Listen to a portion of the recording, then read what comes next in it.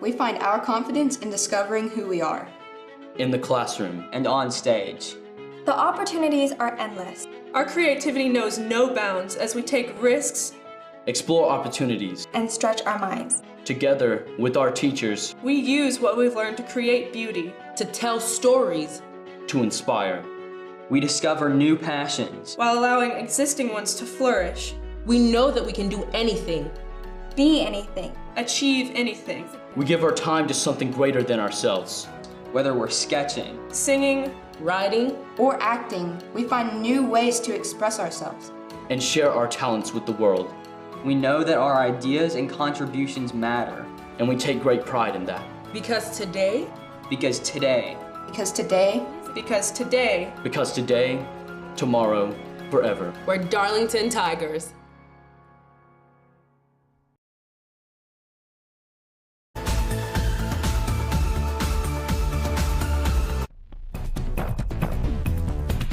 It's time for the Coach Groves Show, where we sit down with the head coach of the Darlington Tigers football team and talk about all things Darlington School football. Now we go live to Matt Davis and Ian Griffin, who are standing by with Coach Wayne Groves.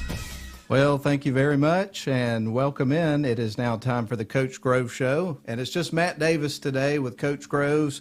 Ian is going on a fishing trip, if you will, but we're going to have a fun time holding the fort down in his absence. And first thing we want to do is welcome Coach back to the show. What's going on, man? Thank you. Glad to be back. Yeah, we got a lot of stuff to talk about today. Of course, we'll talk about last week's game, and then we'll talk a good bit about this week's game. We've got the Getting to Know Coach segment of the week coming up, so a lot of things to cover and not a tremendous amount of time. So, Coach, what we're going to do is just kind of go ahead and jump into the conversation, and we'll start with last week's game. Not the result that you guys were looking for, but no matter what the situation is, there's always some positive things to take away from the game. So let's start with the positive things that you took away from watching film from last week's game, Coach.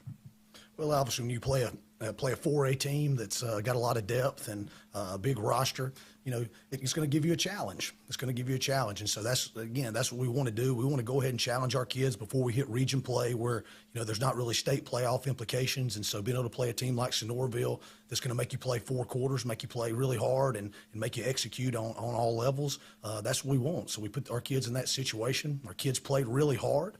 But obviously we didn't get the result we wanted. So anytime that happens, we got to kind of reevaluate and see, you know, what caused that. And so my thing to the kids this week is, you know, we had too many mental errors and too many mental busts at key points in the ball game. And so I'm proud of their effort, you know, but the point of emphasis this week is I got to have execution and the focus with the effort. And so in different phases of the ball game, obviously opposite defense and special teams, there's been an emphasis on, you know, our kickoff return and kickoff teams. So, you know, kids worked hard and, you know, we've been back at it. And so we're ready to get back out there this Friday. Well, Coach, one of the things that we do every week as a part of the broadcast, we've been doing it for a long time and we're always super excited about it, is the Honeymoon Bakery Icing on the Cake Player of the Game. And this past Friday, the winner was Miles Twyman. And, of course, I've known his parents for a long, long time. But he's really developed into a major contributor to your football team. And so I wanted to get some thoughts on his performance on Friday, but also just overall his development as a player since you took over the program. Yeah, so Miles is when I first got in there, Miles, what stood out to him is he just works his tail off in the weight room, and he has made a tremendous commitment. And if you saw him from last year to this year, you'll see that he's put on about 15 pounds, and he's gotten really strong. And so it doesn't surprise me that when he's got his opportunity out there that he's made the best of it. You know, Demarion Floyd was a little we had to hold him out, you know, a little bit last week. And so Miles got another opportunity, and I think that's the second week in a row Miles has went over 100 yards rushing. And so, again, that doesn't surprise the coaches just because how Miles handles himself and how he works and what he puts into trying to be a good football player and contributing. So, you know, he deserves the player of the week. He earned it. And it didn't surprise us either, but I will say, just kind of going back to what you were saying about how much he's developed physically, as soon as he walked out onto the field that first game, you could tell it. And then you started to see those first few carries, and it's like, man, this dude has gotten a lot stronger. So it's been fun to watch him play, and it's always fun to watch the young kids from that first year to their second year, how much they develop, because I know that you know, freshman year to sophomore, is a big year of development for players. Yes, it's really the biggest development. You know, they get that testosterone flowing. You know, they hit puberty, and then you know, the weight room really kicks in, and they really start to see the results. And then, you know, again, if you've seen Miles lately, he's a rocked up guy, and it's no surprise he's carrying the football well. Well, going back to the game last week, Coach, you guys scored on your first 2 possessions of the game. There was the screen pass to Talon Shirey, 81-yard play. I love the trick plays that you guys have instituted. Of course, you had the double reverse flea flicker. Konchesky threw the ball ultimately to Aiden Davis in the end zone. Game was tied at 13 apiece at half. And then the Phoenix kind of built themselves a cushion starting right away in the third quarter, and it was one of those games that just kind of got away. So what did you see as some of the turning points in the game from your perspective? Well, you know, obviously you're dealing with some heat, and we've got about 8 guys that are playing both ways, and they're 2 platooning, and nobody plays both ways on their team. So in the second half, you know, sometimes you get tired. You know, unfortunately, you know, like the old coaching saying is fatigue will make you mess up. And so there's where we talk about the focus and the execution. You know, our kids still played hard, but you know, not as fresh as they were in the first quarter. So we got to have focus and execution if we want to continue to finish games in the second half. Now, going back to Miles Twyman, of course, he scored a late touchdown on a big run with under 4 minutes to play.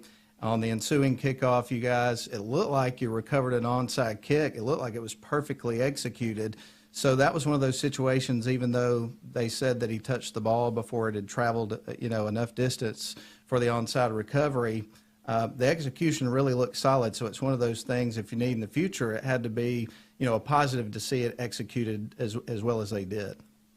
Well, that's something, you know, those little phases of the ball game, which come up very rarely. You know, the onside kick teams, the hands team, things like those are things that are built into our practice plan. So, you know, when our kids get to do those things, they're ready. All right, Coach. I know that you have well moved on from last week's game. We appreciate you talking about that with us, and we'll start to move on from that. But are there any final comments you'd like to make about last week before we move into our next segment? We can get on right on to Christian heritage. I know that's what people want to hear about anyway. No doubt about it. Well, we're going to take a break, and we come back. We're going to tease them a little bit. We're going to have the Getting to Know Coach question of the week. We're also going to talk about your strength and conditioning program. So your viewers are going to have to wait just a little bit before we get into the Christian heritage talk. But let me tell you, it's coming. So we're excited about that. We're excited to have you with us on this episode, our 3rd edition of the Coach Grove Show here on WLAQ YouTube and our Facebook Live feed. We're glad to have you with us. Let's hear a word from our sponsor.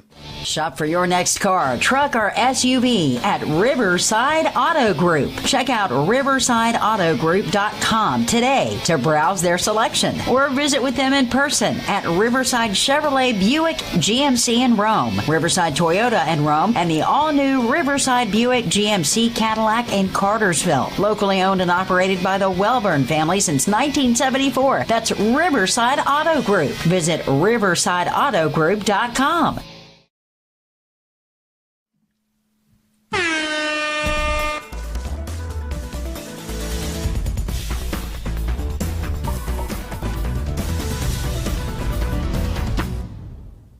I didn't hit that button intentionally, just so you know. I was going for the bumper music, and I hit the horn there. But anyway, we're glad to have you back with us. This is the Coach Grove Show here on the WLAQ YouTube and also Facebook Live feed.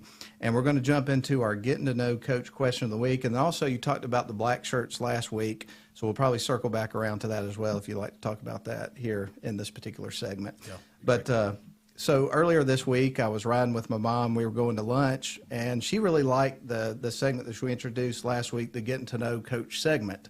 And, of course, last week, had a good conversation with that. And she said, well, what is your question going to be this week? And I said, I don't know. What do you want it to be? And she said, well, I would like to know what Coach Grove's favorite subject in school was. And sort of as a follow-up question, she wanted to know if you had any teachers or professors that really stood out to you in terms of inspiring you in a meaningful way. So that's the question for today. All right. So, you know, besides probably the weightlifting class in high school, I would say, you know, my favorite classes are always the math classes. You know, I'm probably a more of a left brain thinker. And so Coach Fair was obviously one of my first math teachers. And so Coach Fair obviously is animated, very smart, football, baseball coach. And so I really enjoyed taking math classes, you know, through college and all that. I always did very well. I don't think I I'm not trying to brag, but I don't think I ever made anything less than an A in a math class in my life. And so, that's just kind of how my brain's built. But math was always fun to me. To have a problem and have to figure out the answer to the problem. That's kind of one of my strengths, I guess you could say, when it comes to that kind of thing. I, however, was not wired that way, but I also had Coach Fair for math class at school, and animated is a pretty good choice of words there, no question about it. To this day, my sister had him for class a couple of different times, and she tells stories about being in his class. So it's kind of funny that you bring that up. But anyway, that's our Getting to Know Coach question of the week, and of course we'll have another one coming up next week, and we look forward to that every week. But I wanted to talk about the weather this week, because last week's weather's challenge, as you talked about, was the extreme heat that we had to deal with. As a matter of fact, I was watching the Jacksonville State game that I thought about going to on Saturday, and when I looked at my weather app and saw that the temperature was going to be 100 at kickoff, I thought, I think I'll watch this one on the couch. And I'm kind of glad I did, because they flashed on the screen that on the turf, it was 120 degrees on that turf at the beginning of the game, which is crazy. So everybody was dealing with heat and challenges with that last week. And then Monday, we start to have storms come through, and it looked like we were going to have that throughout the week, but I think really only Monday is the only day that we've had to deal with that. Has that affected y'all at all this week as far as practice? So Monday, it could have. We have athletic teams all over campus at Darlington, and they're all just fighting for space and areas. And so when you have extreme heat, and then for this case, this week, had some thunderstorms. We can always practice in the rain. It's just when the thunderstorms and the lightning start popping, then we got to find a place indoors to make sure we get our practice in. So the old gym at Darlington, the old Van Ness Arena, it's been turfed. It's been turf. So there's turf in there, and it's probably about 40 yards by 40 yards. So even if it's not, a full-size practice field, we can still get in there, and we can still put the pads on, and we can still get the popping going. We can still do some inside drill. We can still do tackling drills. We can still get about as much as we possibly can done in there. And then when we get to some pass stuff, we'll have to do some half line things just because of the width. But we just make the best of it. So we have to deal with those things. Other people are dealing with weather issues as well. So what I always tell the kids is this is adversity. Sometimes we're going to have adversity on Friday night.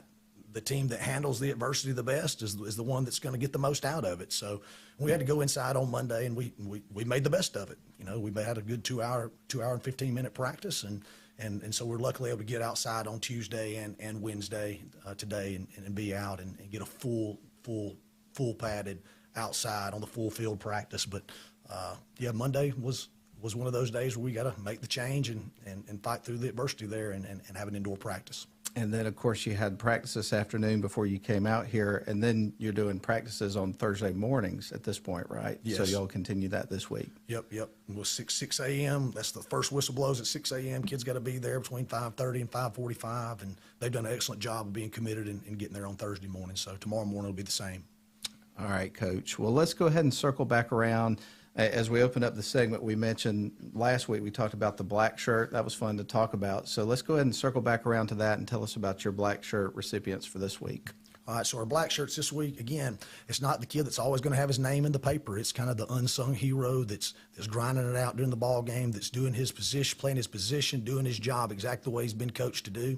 And so this week's black shirt, which again is a skull and crossbones jersey, black skull and crossbones jersey that the kids get to wear all week. So we gave 5 of those out again this week. Offense went to Talon Shirey, wide receiver, cornerback, senior. The defense went to Ashton Albers, who's a wide receiver, free safety. The special teams went to Trenton Moore. Trenton plays on a lot of special teams and rolls in at linebacker and receiver. But in the third quarter, Talon had to go out he's our punter, Talon's our punter, and had to go out, and Trenton had to go in a punt situation and do it completely cold without even warming up and be able to catch the ball and get it out and get a great punt. We gave him the black shirt for special teams, which we thought was a clutch situation there. And then scout offense simulation team went to Brody Amos, who's a freshman D lineman who's in there grinding it out. And actually, Brody's done such a good job on the scout simulation team. He's probably going to get a little more action this Friday night and roll in there on the D line. And then our scout D guy that went to Brooke Temple, and Brooke is we have to get Brooke out of the scout team, one, simulation team, one. So he's working against the varsity constantly. And then last Thursday on the JV game, Brooke ends up having 3 interceptions in the JV game. And so I think there's definitely a correlation there of his work ethic and what he's doing at practice, and then that carrying it over to the ball games, just like we always talk to the kids about. You do it in practice first so you can do it in the ball game live on Thursday or Friday. So Brooke Temple ended up getting the black shirt for Scout D. That's fantastic. And I know there was one part in the game where Talon Shirey took a pretty heavy hit and went down. Everybody came to check him out, and we were just surprised at how quickly he popped up. So he is one tough dude, isn't he? Yeah, Talon, and we've said it before, if Talon was about 5 or 6 inches taller, he'd probably have 20 Division I offers, But yeah, he's one of our strongest kids, pound for pound. He's one of our strongest kids, one of our more explosive kids. And, he is a tough little cat. Well, we're glad to have you with us. This is the Coach Groves Show here on the WLAQ YouTube channel and also our Facebook live feed. One of the things we're going to talk about in this segment, because in addition to your role as the head football coach over at Darlington, you're also the strength and conditioning, the director of strength and conditioning. So I wanted to talk about that program a little bit, because I know it's heavily associated with the football program, but it's more than that. It deals with a lot of the other sports, and then just also as a class in general. So tell us a little bit about your program. Gotcha. So right now at Darlington, I am the director of strength conditioning. That's been a passion of mine, since middle school. My dad was a weightlifter and kind of a weightlifter, power lifter, bodybuilder.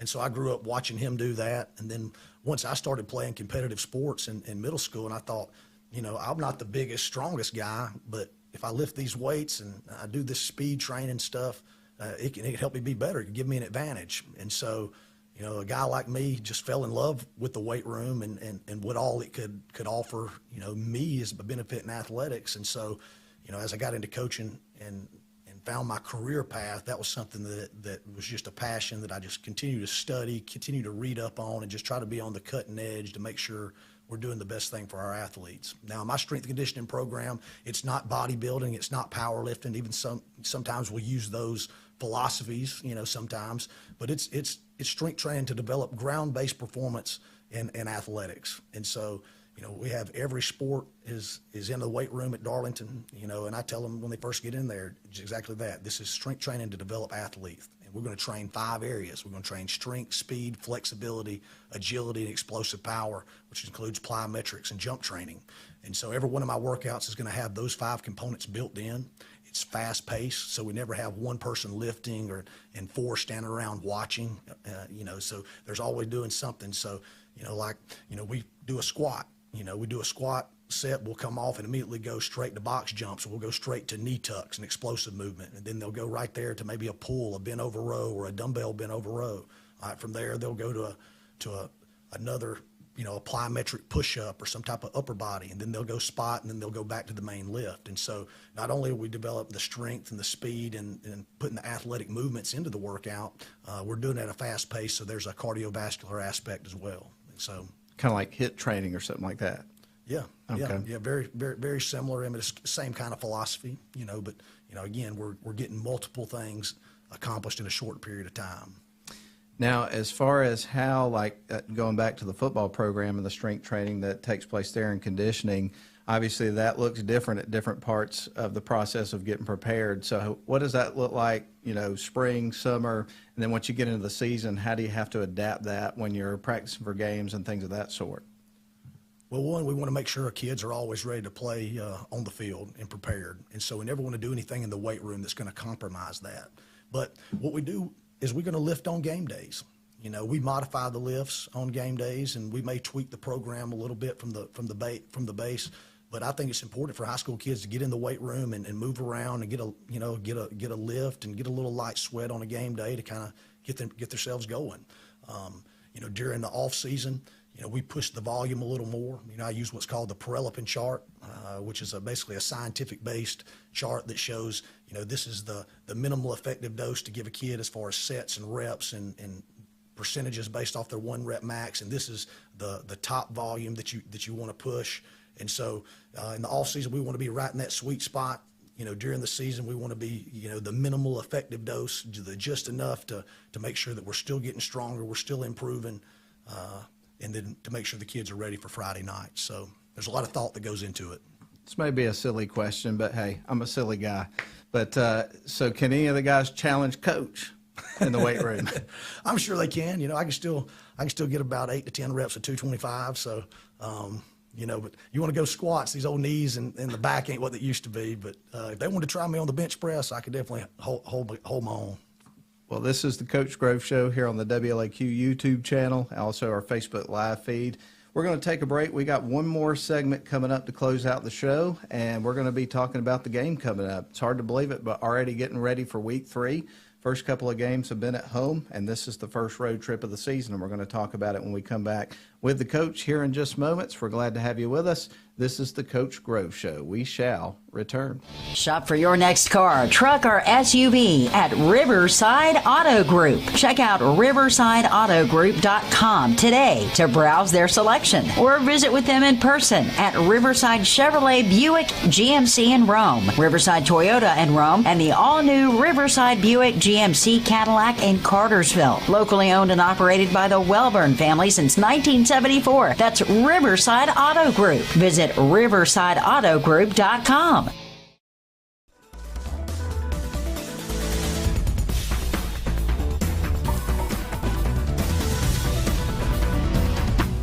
All right, we welcome you back, and we're with Coach Groves here on the Coach Grove Show. Got one more segment. In this segment, as you get ready to wind down, we're going to talk about this week's opponent, heading up to Christian Heritage, which really over the last several years has kind of developed, I don't know if this is too strong a word, but it really kind of feels like a rivalry. So this should be a pretty intense atmosphere for a game for the first road trip. So give us your initial thoughts on this matchup and some of the challenges that you feel like Christian Heritage presents. Well, one, they're a really good football team, and they've got a good roster. They've got some really good mix of linemen and skill guys. They've got a great head coach, you know, Frank Barden, who was, you know, a long time at Cartersville and won a lot of football games. So, you know, I'm sure he's going to have his team ready to play. But you know, just in general on offense, what you're going to see is you're going to see some 11 personnel. You know, which is for us, that's one running back and that's one tight end. So you're going to see that. You're going to see some 10 personnel, which is going to be one running back and no tight end. So that's going to be four receivers, and you're going to see some empty formations. And so with that, you know, run game as far as Christian Heritage goes, they're going to run power, they're going to run counter, they're going to run inside zone and split zone. You know, pass game wise, you're going to get, you know, vertical routes, you're going to get vertical switches. You know, they do a good job with their snag concepts and hitches and quick game.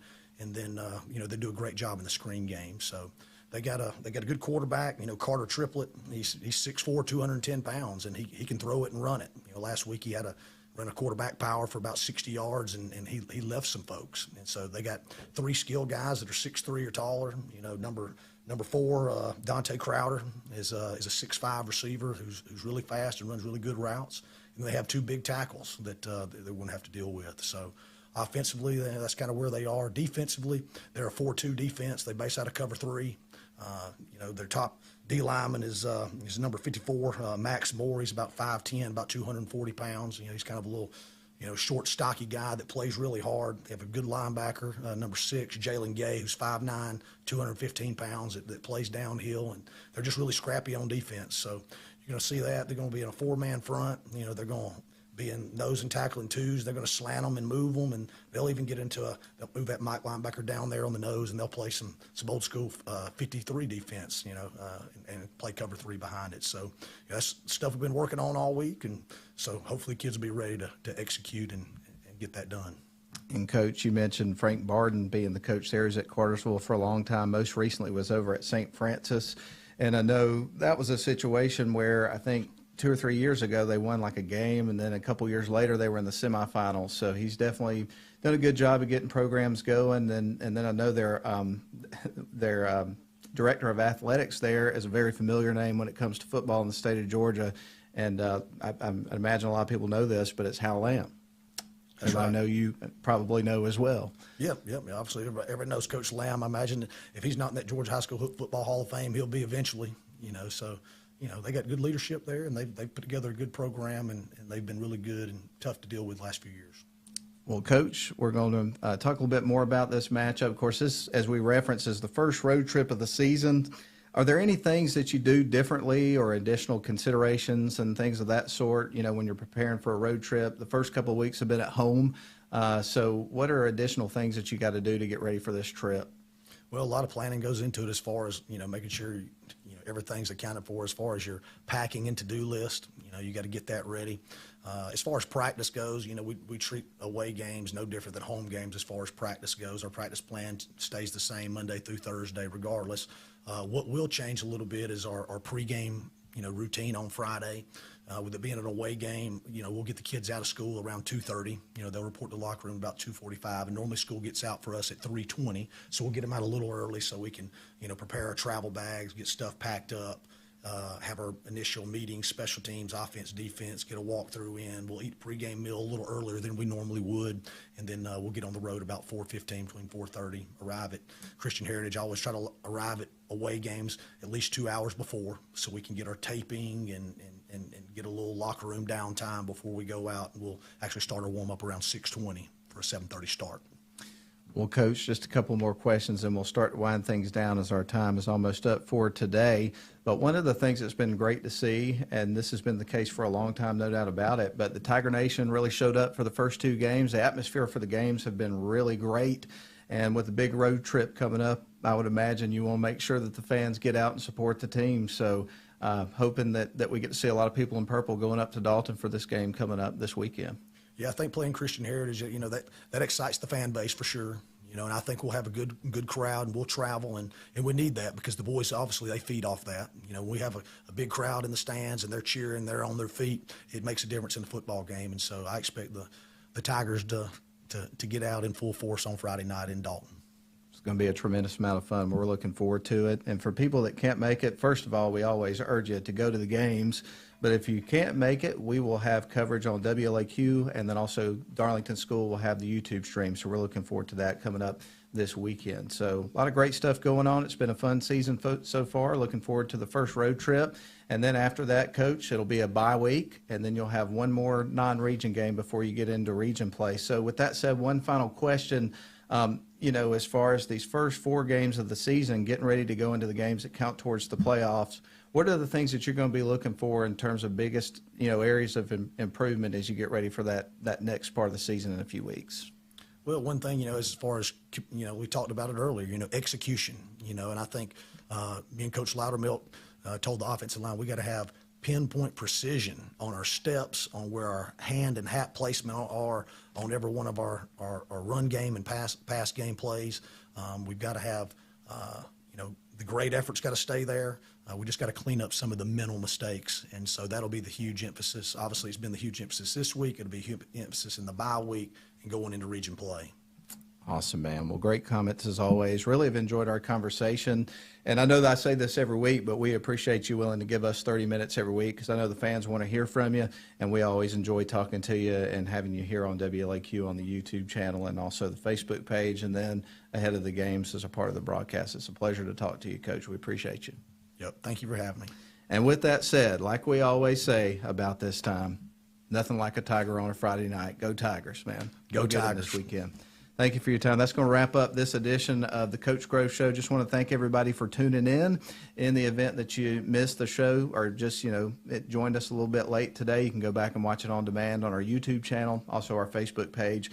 And then again, it'll be a part of the broadcast coming up on Friday night. Hope everybody has a great rest of your week, and we will talk to you on Friday evening from Dalton, Georgia at Christian Heritage as we get ready to root on the Tigers. Hope you have a great day, everybody. We appreciate you. Thank you for tuning in to this week's edition of the Coach Groves Show. We invite you to join us again next week as we discuss all things Darlington football with head coach Wayne Groves. Go Tigers!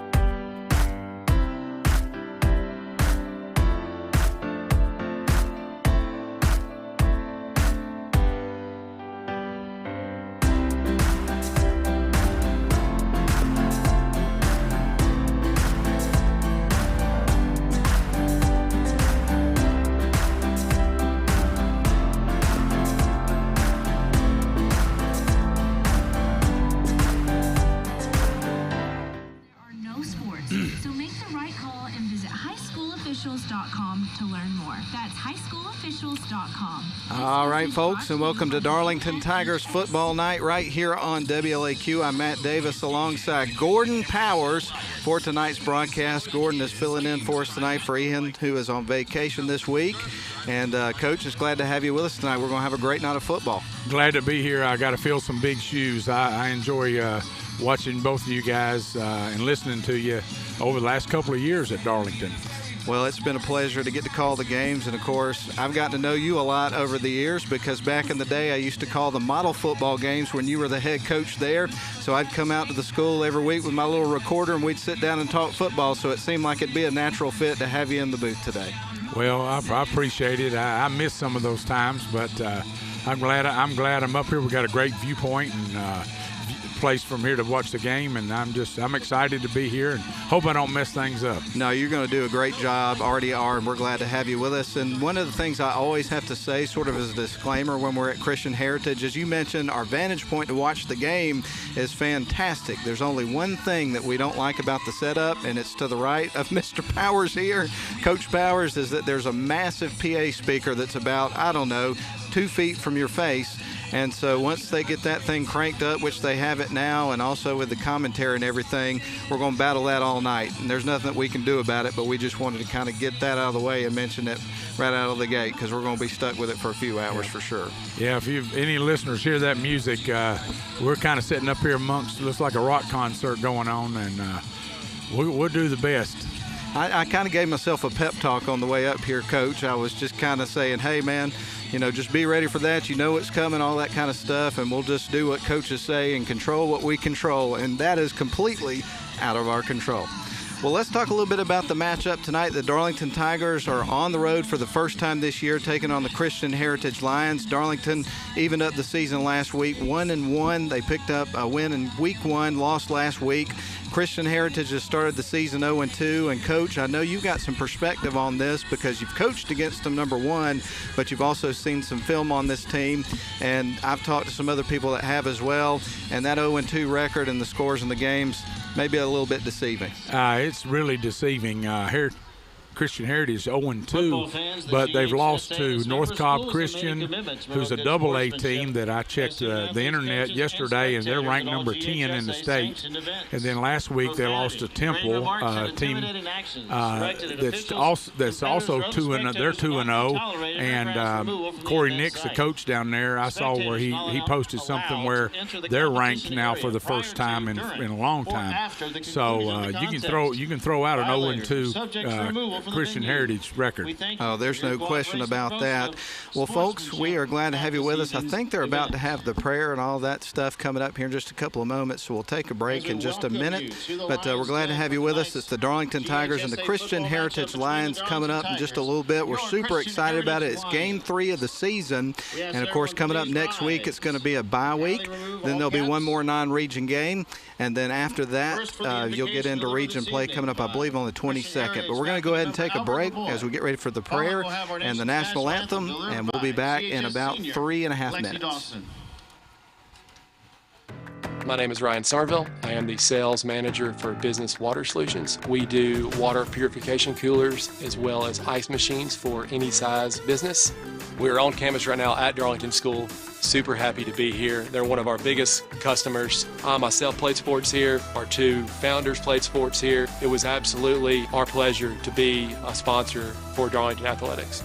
I think one thing that really sets us apart is our water purification. There's 13 stages. The reverse osmosis part of it has been a huge part of our success, along with our 24-hour guarantee for service calls. So when a customer does call us, we're guaranteed within 24 hours.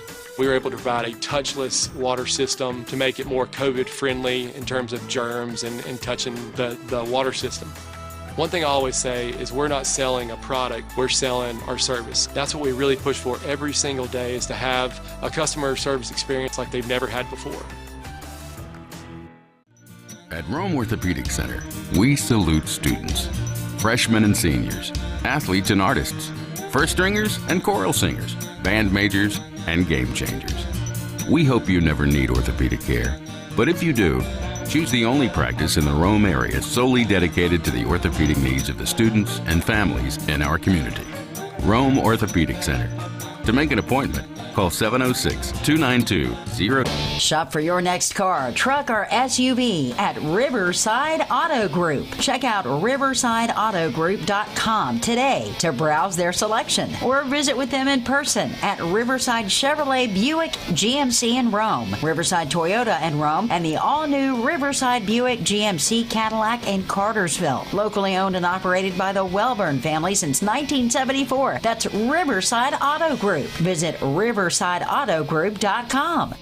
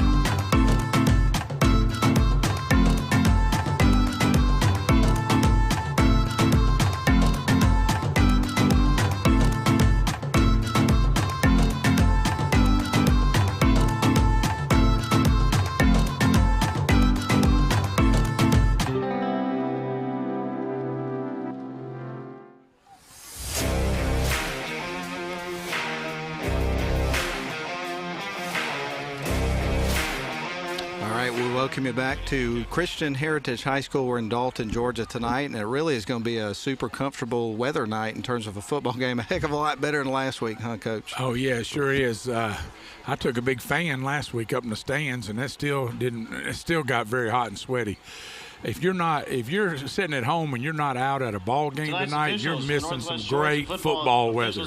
Oh, no question about it. And, of course, there are a lot of great games going on around the general area coming up tonight. And at halftime, we're going to feed you some scores courtesy of Rome Orthopedic Center. So we look forward to seeing what's going on in other games.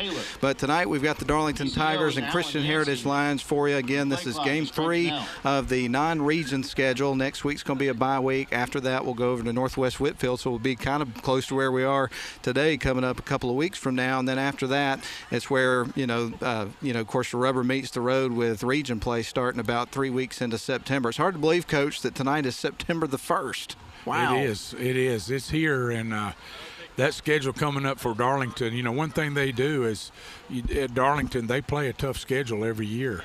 With Sonoraville's a 4A school, and then in 2 weeks, up the road, Northwest Whitfield's 4A school.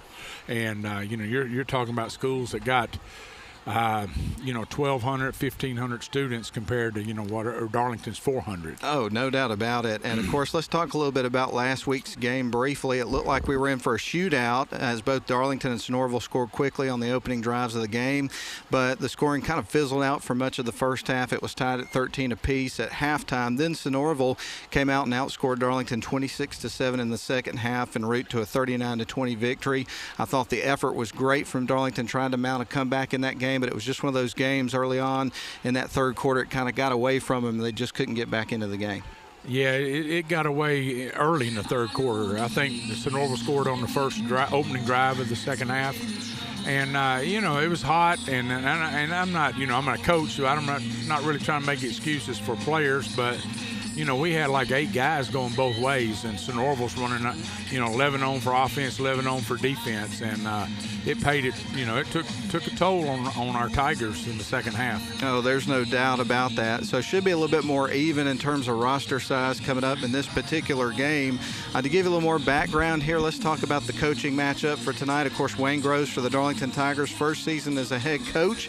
He's 1-1, was the former defensive coordinator for John Reed at Rome, 3-time times during his tenure, led the #1 defense in the state. Prior to his work at Rome, he was defensive coordinator at Valdosta High, and his 2014 defensive unit was ranked #1 in 6A in points allowed. So the man knows how to coach a football team. He's kind of, cutting his teeth at the head coaching job, learning a lot there, but I think he's going to do a fine job for the Darlington Tigers. Yes, he is. I've been over to practice a few times, and I like the way he runs practice.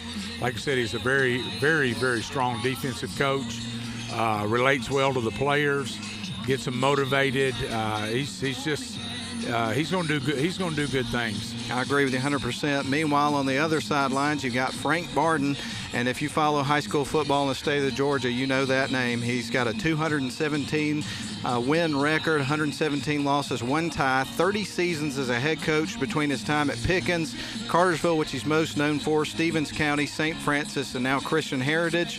In his time at Cartersville, they had 7 region championships and a state title back in 1999 when they beat Hart County 27-21. So he is an excellent football coach. Oh, excellent coach. And the fact that he's still going at it, and having success says a whole lot for his ability.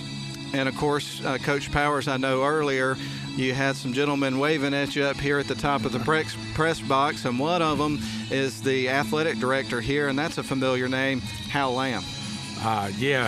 Coach Lamb is the athletic director here, and when I was at Model, it was hard to compete with his Calhoun teams, and he's just a great guy, and I'm glad to see that he's kind of sticking around in athletics, and that's kind of what us old coaches like to do. If it's not, sticking around coaching a little bit, helping out, or coming to talk on the radio. That's right, and I really appreciate you stepping in tonight. We'll give you the team captains for the Darlington Tigers. Jack Chandler, who's actually going to be on the sidelines today. He's got an injury. Demarion Floyd, Talon Shirey, and McKay Rush. And McKay Rush also injured and won't be back with the team for a little while. I'm not sure exactly when his return will take place. Team captains tonight for the home team, Christian Heritage, Duncan Carpenter, Max Moore, Charlie Idem, and Jalen Gay, and they're making their way out on the field right now. We're going to go ahead and take a break. We got the coin toss coming up, and kickoff is coming up here shortly. Let's step out for 2.5 minutes. Toe meets leather in just a little bit. We'll be back in 2.5 minutes for Darlington football. We'll return.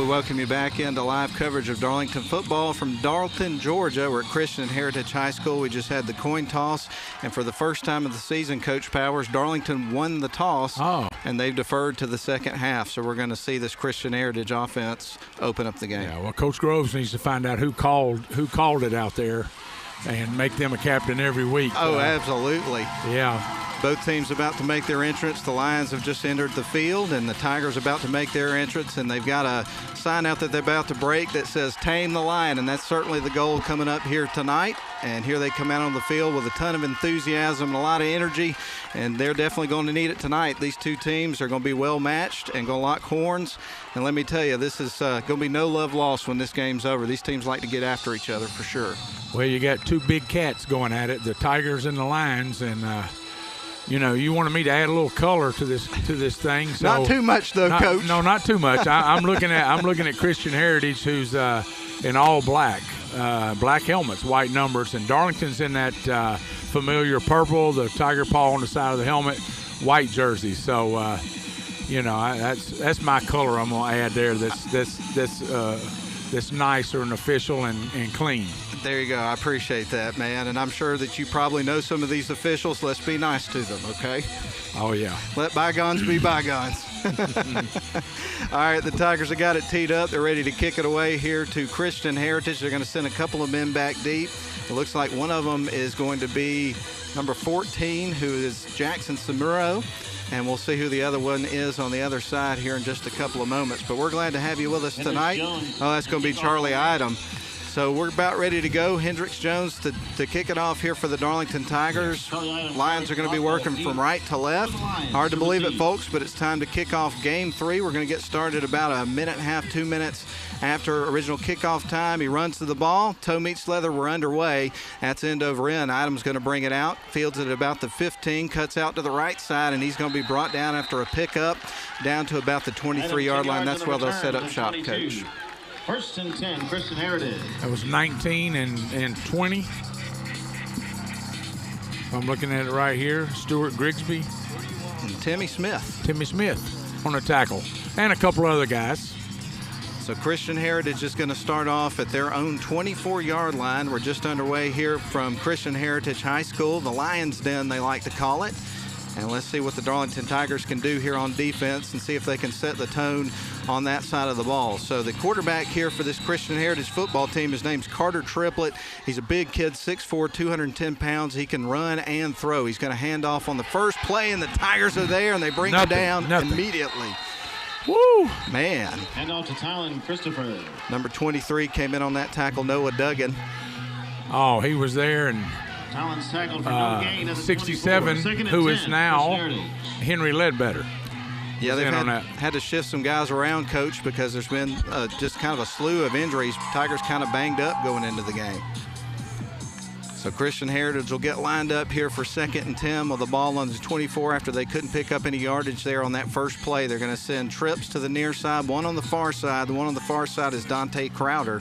Quarterback Triplett is going to line him up in a pistol look. He's got a man behind him about 3 yards. He's going to send him in motion out to the near side, and he's going to tuck this ball and run. Well, it looked like he's going to put the ball in the air, and that's going to be incomplete. It looked like he had all kind of green grass to run the ball, didn't he? He was pretty close to being over the line of scrimmage. I don't guess they called it, but that's what he does. I watched a little bit of film this week, and 3rd and 10. Quarterback Carter, he does he keeps plays alive, and that's when he's deadly, when he keeps holding the ball for a long time. No doubt about it. Well, they're going to send a couple of wide receivers to the near side, one on the far side, as Triplett gets them lined up with 3rd and 10. So Christian Heritage behind the chains, needing a big play. Tigers trying to pin their ears back, see if they can get a stop here to set the tone on defense to get this game going. Pistol formation. Triplett ready to take the snap. He's got the ball turned. Reverse. It's going to be a reverse. Goes out to the outside. That's Idom. He gets tripped up, and the Tigers get a stop, and they're going to force a punt. Hand off to 00, Charlie. That was Shirey, number 1. Awesome. Talon Shirey. Stop the 25. He stayed home. Makes the tackle. Was sitting right there unblocked. Made a great open field tackle. So the Tigers get a stop on defense, Coach, and now we'll get to see their offense come out as we get ready for a punt here from Christian Heritage. Handling the punting duties is going to be the quarterback, Carter Triplett. I wouldn't expect that you would see any kind of fake here, but I guess you got to always keep your eyes peeled for it. You never know. Sometimes coaches will do that in non-region games, and more than a region game. But here comes the kick. It's on the way. That's going to be end over end. Shirey is chasing it down, and it's going to take a bounce into his hands. He's going to bring it out, cuts up towards the middle of the field. Now he's got a towards wall. The near side. He's across midfield. Nice stiff arm, and gets it down to about the 46. So a good punt return for Talon Shirey. 46-yard line of Christian Well, Heritage. they had Matt. They had a great wall set up over here, and I thought for a second it was going to go, and somebody slipped through and made the tackle for the Lions. But it's great start, great field position to start the game. Oh, no doubt. And to get a 3-and-out here on your first defensive possession of the game and get a stop, and now you've got the ball on their side of the field here for the first play. The Tigers are in business. Let's see if they can carry that momentum to the offensive side of the ball. Sammy Konchesky's going to line them up. Of course, the son of head coach of the Berry Vikings. They start their season coming up tomorrow at Valhalla. And here comes the snap to Sammy Konchesky, 2 wide, 1 on each side. Turns, hands it off, gives it to Demarion Floyd, gets a step, breaks a tackle, and he's out of bounds at about the 37-yard line. So he gets about 8 yards on first down. Well, Darlington went into a double tight formation with 2 split ends, a split end on each side, double tight, makes the defense kind of balance up, gives you an extra blocker in the box. And a great run by Floyd.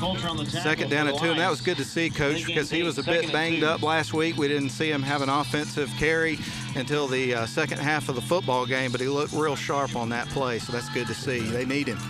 2 wide receivers on the far side stacked up, 1 on the near side. Shotgun formation for 2nd and 2. Sammy Konchesky ready to take the snap, working from left to right. Here comes the snap, and there's going to be a flag on the field. We got a procedural penalty. I think it was going to be an offside, or not offsides, encroachment rather. On the defense. I just committed the Cardinal sin. There's not offsides in high school ball, is there? It's encroachment, right? Yeah, or illegal procedure on offense. They changed it on me, too. I got you. Yeah, they got the block in the back now instead of clipping. So the Tigers back to the line of scrimmage now after getting 5 yards on that penalty, so they got a first down. They'll line up with Demarion Floyd in the backfield with Sammy Konchesky in a 3-wide set. There's the snap, going to hand it off on a delayed handoff. They tripped him up pretty quick. And, Coach, that was a good stop there by number 52, Duncan Carpenter, who's one of their best defensive players. Yes, he's pretty good. I think Coach Groves mentioned him the other night. They were running a little, not a zone read, but a quarterback read, a quarterback power read, where Konchesky's reading the defensive end. And he kind of gave him, he kind of was in a gray area there, so he went ahead and handed the ball off. But I bet we come back and see that, and we'll see Sammy keep the ball when they run it again. 2nd and 12, ball at the 35-yard line in Lions territory. Darlington's got it. We're scoreless. 4 wide receivers. Floyd in the backfield with Konchesky. He's going to fan out to the left side. Konchesky's got the ball and company in the backfield. Look at the legs. He's on the way. He's at the 25, and he gets out of bounds. So good heads-up play by Sammy Konchesky at quarterback. Sammy Konchesky very heads up. He had Floyd open on the flare route to the left, but he got so much pressure he didn't have time to look. But, that's a very smart play, because he's learned that if he can't get any more yards, to jump out of bounds. Upcoming for Darlington. Sometimes you get those guys that are a little hard-headed, and they want to be tough and just take hits on, and can't afford to do that, especially as thin as Darlington is. Of course, there are certain things you pick up, I assume, a little bit younger when you're a coach's son like that, wouldn't you say, Coach?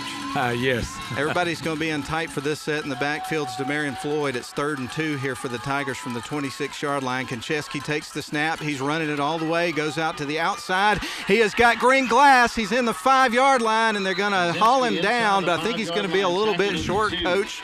But they got it near the goal line. He's on the 1. That was a bunch formation. Had 3 receivers in squeezed in tight next to the tackle, and they just, kind of like a punt return. They just set a wall right there, and Sammy got outside and broke containment and then used his speed. So the Tigers are in business. They've got it 1st and goal from the 1-yard line. So let's see if they can punch it through here real quick and get the first score of the football game. Off to a good start. Tigers got out, set the tone, forced a 3-and-out. And now they got the ball at the 1-yard line. Sammy Konchesky's going to line up with Demarion Floyd in the backfield with him. 2 wide receivers to the far side. He gets ready to take the snap. here on 1st and goal from the 1. And here's the snap. Konchesky's going to drop the snap, ends up on the ground. Actually, Demarion Floyd jumped on it. Good heads-up play, but that was kind of a disastrous snap situation. That was a little scary right there to drive the ball down there and leave it on the ground. I don't know. I'd have to look at the replay. It looks like the snap was Second and goal. maybe handable, but anyway, we got to make sure we secure the ball down here. So now it's going to be 2nd and goal from the 4-yard line as they lost a few yards on that play. Sammy Konchesky's going to line him up with Demarion Floyd in the backfield with him and 3 wide receivers. 2 are on the far side. And we get ready for Konchesky to take the snap here from the gun. Here's the snap, turns, fakes the handoff. Quarterback's looking to throw. Now he's going to run, and he's got company. He's going to be pulled down by his shoestrings at about the 2. So yeah. Sorry about interrupting you. You're good to go. When I saw him roll out to throw, and nobody was out there and nobody open. I thought he could get it in the end zone, but that's some good closing speed there. Indeed. So now it's going to be 3rd down and goal with the ball at the 3-yard line, and the Tigers have got to come away with some points from this situation. Had the ball 1st and goal, and now it's 3rd down and 3 from the 3-yard line. So the Tigers get ready to take the snap. Floyd in the backfield with Konchesky. Konchesky's got the ball. He hands it off to Floyd, and he's going to go into the end zone standing up. A 3-yard run for a touchdown, and the Tigers strike first, Coach. Boy, Floyd stuck that foot in the ground and got north-south and got it in the end zone. He avoided an outside rusher coming off the edge, and that's where the athleticism took over. Touchdown. So we get ready for the extra point attempt. Sammy Konchesky will handle the hold, and Hendricks Jones on to try to tack on the extra point at 6-0 with 6:54 left to go here in the opening quarter of the football game. Tigers off to a good start. Here comes the snap. Kick is on the way, and that one is going to be good. It's 7-0. Wow, great snap, great hold, great kick. 6:54 remains first quarter. Good execution there by the Darlington Tigers. And it was one of those situations, Coach, we talk about this team being kind of young in some spots and things of that sort. They got into some trouble on that drive, but they were able to get the points. And, of course, this game's off to a good start, 7-0 Tigers. Couldn't ask for anything better. A lot of positive plays on that drive, and just great execution, except for the botched snap there a little bit. Everything else was pretty clean. Beautiful night for football here at just before kickoff time. It was about 79 degrees. We got a little bit of cloud cover, which actually makes it feel a little bit cooler, a little bit of breeze coming through here at game time. So it is just a gorgeous night for football, and we're glad to have you with us. If you couldn't make it to the ball game, if you're watching on the YouTube channel or listening on the radio, we got a big night of coverage for you. Of course, we got started at 6 o'clock with This Week in Northwest Georgia football. We had the Coach Grove show, and now we got the game. After tonight's action, it's the Honeymoon Bakery Icing on the Cake Player of the Game Award, followed by the Roan Orthopedic Center High School football scoreboard show. And then after that, we're going to join the Braves and the Dodgers in progress. So we got a big night of sports tonight. Well, I didn't get any sleep last night because the Braves just couldn't. I didn't think they was ever going to put them away. Here comes Hendricks Jones to the ball, kickoff, and that's end over end. Will drop in. Item's going to bring it out from around the 10. He cuts up towards the middle of the field, and the Tigers try to lower the boom, miss a couple of tackles. Ball comes out. The Tigers have picked it up, and they're saying that they've got it. It looks like they're going to rule it down. Rule it down. 1st and 10, Christian Heritage. Thought the Tigers had a gift right there.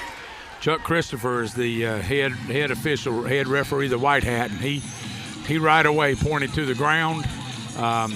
I don't know, maybe now I know you told me we had replay up here. I'd like to see that. Not that it's going to matter. We don't have a challenge flag up here. No, but that is going to be one of the things that takes place in the championship games in the Mercedes-Benz Stadium coming up this year, and that's going to be a welcome addition to the championship games for sure. So we've got the Lions getting started at the 21-yard line on their side of the field with 6:44 left to go in the first quarter, trailing the Tigers 7-0. Triplett lines them up here with 2 wide receivers to the near side, 1 on the far side. He's going to hand it off. A little seam opens up, but they close it pretty quick. And so brought down was Jalen Gay, and he picked up about 2 yards. And Sam Wooten made that solo tackle. He played here at Christian Heritage last year. Indeed he did. Yeah. As a matter of fact, I got a text from his uncle, who is also my cousin, Cameron Rickman, who played football for you over at Model. Cameron was a tough player. But, yeah, Sam made a great play then. Great play. 2 wide receivers to the far side, 1 on the near. 2nd and 8. Triplett's going to put the ball in the air, connects with a wide receiver. That's Idom. He's going to be brought down, but I believe he got enough to get the first down. If not, he's close, Coach. Yeah, that was about a 7-yard stop route. Just a great throw. 8 yards to the 31. We'll give them some of those. Just don't let them throw it deep. So they're moving the chains. First down. Ball is going to be at the 31-yard line. Christian Heritage working from right to left on your radio dial. Darlington up 7-0, 5:45, and the clock ticking. And I'm not going to make any comment about how quick the clock is moving here in this first quarter. We've had some long games this season so far. 2 wide receivers to the near side, 1 on the far. They're going to hand it off, and brought down immediately. Is going to be Tylen Christopher. Good defensive stop there by the Tigers. Sure was. Try to see who got there Jaron first. Payne was one, and a couple of those D linemen in there. No doubt about it. Jaron Payne, the son of Jason Payne, who was a quarterback for Darlington back in the early 90s and played at Louisville. 2nd and 10. Brody Amos was in there. So great 66. team effort. Oh, yes. Our defensive line right now is, we've got 2 guys out, but our defensive line is really playing tough on the run. 2nd down, 10. It's intercepted, and guess who it is? It's Wooten. He's running it back. He's got it at the 15, the 10, 5. Touchdown, interception, return for a touchdown, and it was Sam Wooten. You had just mentioned he played here the last couple of years, and then he picks one off and runs it back to the house against his former team. He was a good player here last year, but he's better than it this year for us. Oh, what a great interception, just a break on the ball. You always want your linebackers to get good deep drops, and he couldn't ask for anything better. I know his dad is up here smiling right now. He's probably I think his dad a little nervous, about coming back up here and playing. But that was an outstanding defensive play. No doubt about it, and gave something for the folks in purple on the opposite side from where we're sitting, something to cheer about. They're getting loud over there. They're feeling it. This is off to a great start. Here's the snap. Kick is on the way off the boot of Hendrix Jones, and it is through. Perfect for his first couple extra point attempts, 14-0. Great execution. I just can't say enough about the execution of the Tigers to this point. They've executed offense, defense. The execution has just been great, and I know this is coming from a coach, but that tells me that these coaches are doing a good job of coaching them up. Oh, no doubt about it. We had the Coach Grove show earlier on before the game, and also that's something that airs on our WLAQ YouTube channel and Facebook Live on Wednesdays at 7 o'clock. And Coach, he doesn't mince words. He talked about some of the things they needed to work on. He wasn't very pleased with some of the mental errors and things of that nature that took place last week. So they've been working hard all week long, and so far that work's paying dividends here at Christian Heritage. 14-0 Tigers. Yep. And still got 4 minutes and 51 seconds left in the first quarter. So last week was week 0 for college football, but the real deal starts getting cranked up this week, huh, Coach? Oh, yes. Hope my Yellow Jackets are ready to play tonight. I know Louisville's reloaded with I guess Jeff Brom's the coach there now. When I coached in Kentucky, he was a quarterback at Louisville when I was coaching up there, and then later the head coach at Western Kentucky. And I know Brent Key's going to get to have the Jackets ready. I like what he's done. I do as well. I'm excited to see what they can do. Of course, with the ever-changing landscape of college football, it's going to be hard to compete with some of these super conferences like you're going to have with the Big Ten and the SEC and all that stuff. But we'll talk more about that probably coming up at halftime. We're going to have plenty of time and a lot of stuff to talk about, no doubt about it. But right now, Hendrix Jones has got it teed up and ready to kick back to the Christian Heritage lines. It's like deja vu all over again. It feels like we just kicked it off to I know. It feels like a scrimmage game where we're going to kick to you and you just keep running plays until we score. So the Tigers ready to kick it off, leading at 14-0 with 4:51 left to go in the first quarter. Jones kicks it away. That's going to spin over towards the 10-yard line. It's going to be fielded and brought out, running up the sidelines. It looks like Christopher. He's got a little bit of room there. Comes up with a nice return. They haul him out of bounds at around the 30-yard line. Jace Donaldson ran him out of bounds. 10th grader. 1st and 10, Christian Heritage. One thing I noticed last week or last 2 weeks watching Darlington play, when I look at the program and look at the numbers, a lot of young kids play. Oh, no doubt about it. Of course, one of the young kids that will probably call his name tonight, you know pretty well, and that's Bodie Powers, your grandson. I know you're excited to see him lining up as a Tiger. Oh, yes, I sure am. He's excited, too. He loves playing for this team, and he's getting a little PT as a freshman. 3 wide receivers to the near side, 1 on the far side. 1st and 10 from the 31 for Christian Heritage, trailing 14-0. They're going to pass it out to the right side and connect with wide receiver Dante Crowder. It's about a 6-yard play. Yeah, that's not going to kill us right there. Just better be ready for the stop and go over there. And one thing I noticed about Christian Heritage for the last couple of weeks, when they get behind a little bit and can't run the ball, they throw it every down. This is 2nd and 3. Ball at the 38, and the Tigers jump. No doubt about that. Yep. Got a little antsy there on the line of scrimmage, and that's going to cost them 5 yards and a first down for the Christian Heritage Lions. Just all this hurry up, fast-paced tempo. You got to stay focused. So the Lions are now going to line up at the 43-yard line, still on their side of the field, working right to left. And it's 1st and 10. Triplett ready to take the snap. He's got the ball, 3-step drop. Now he's going to tuck, run the football, had company in the backfield. Couple flags come in. More than likely, we're going to see a hold. I think it's a hold, and quarterback's going to come out of the game. His helmet came off. I think it just came off on its own. If somebody pulls it off, he can stay, but I pretty much, Yep, he's coming off. So we'll catch the number of the next quarterback to come into the game.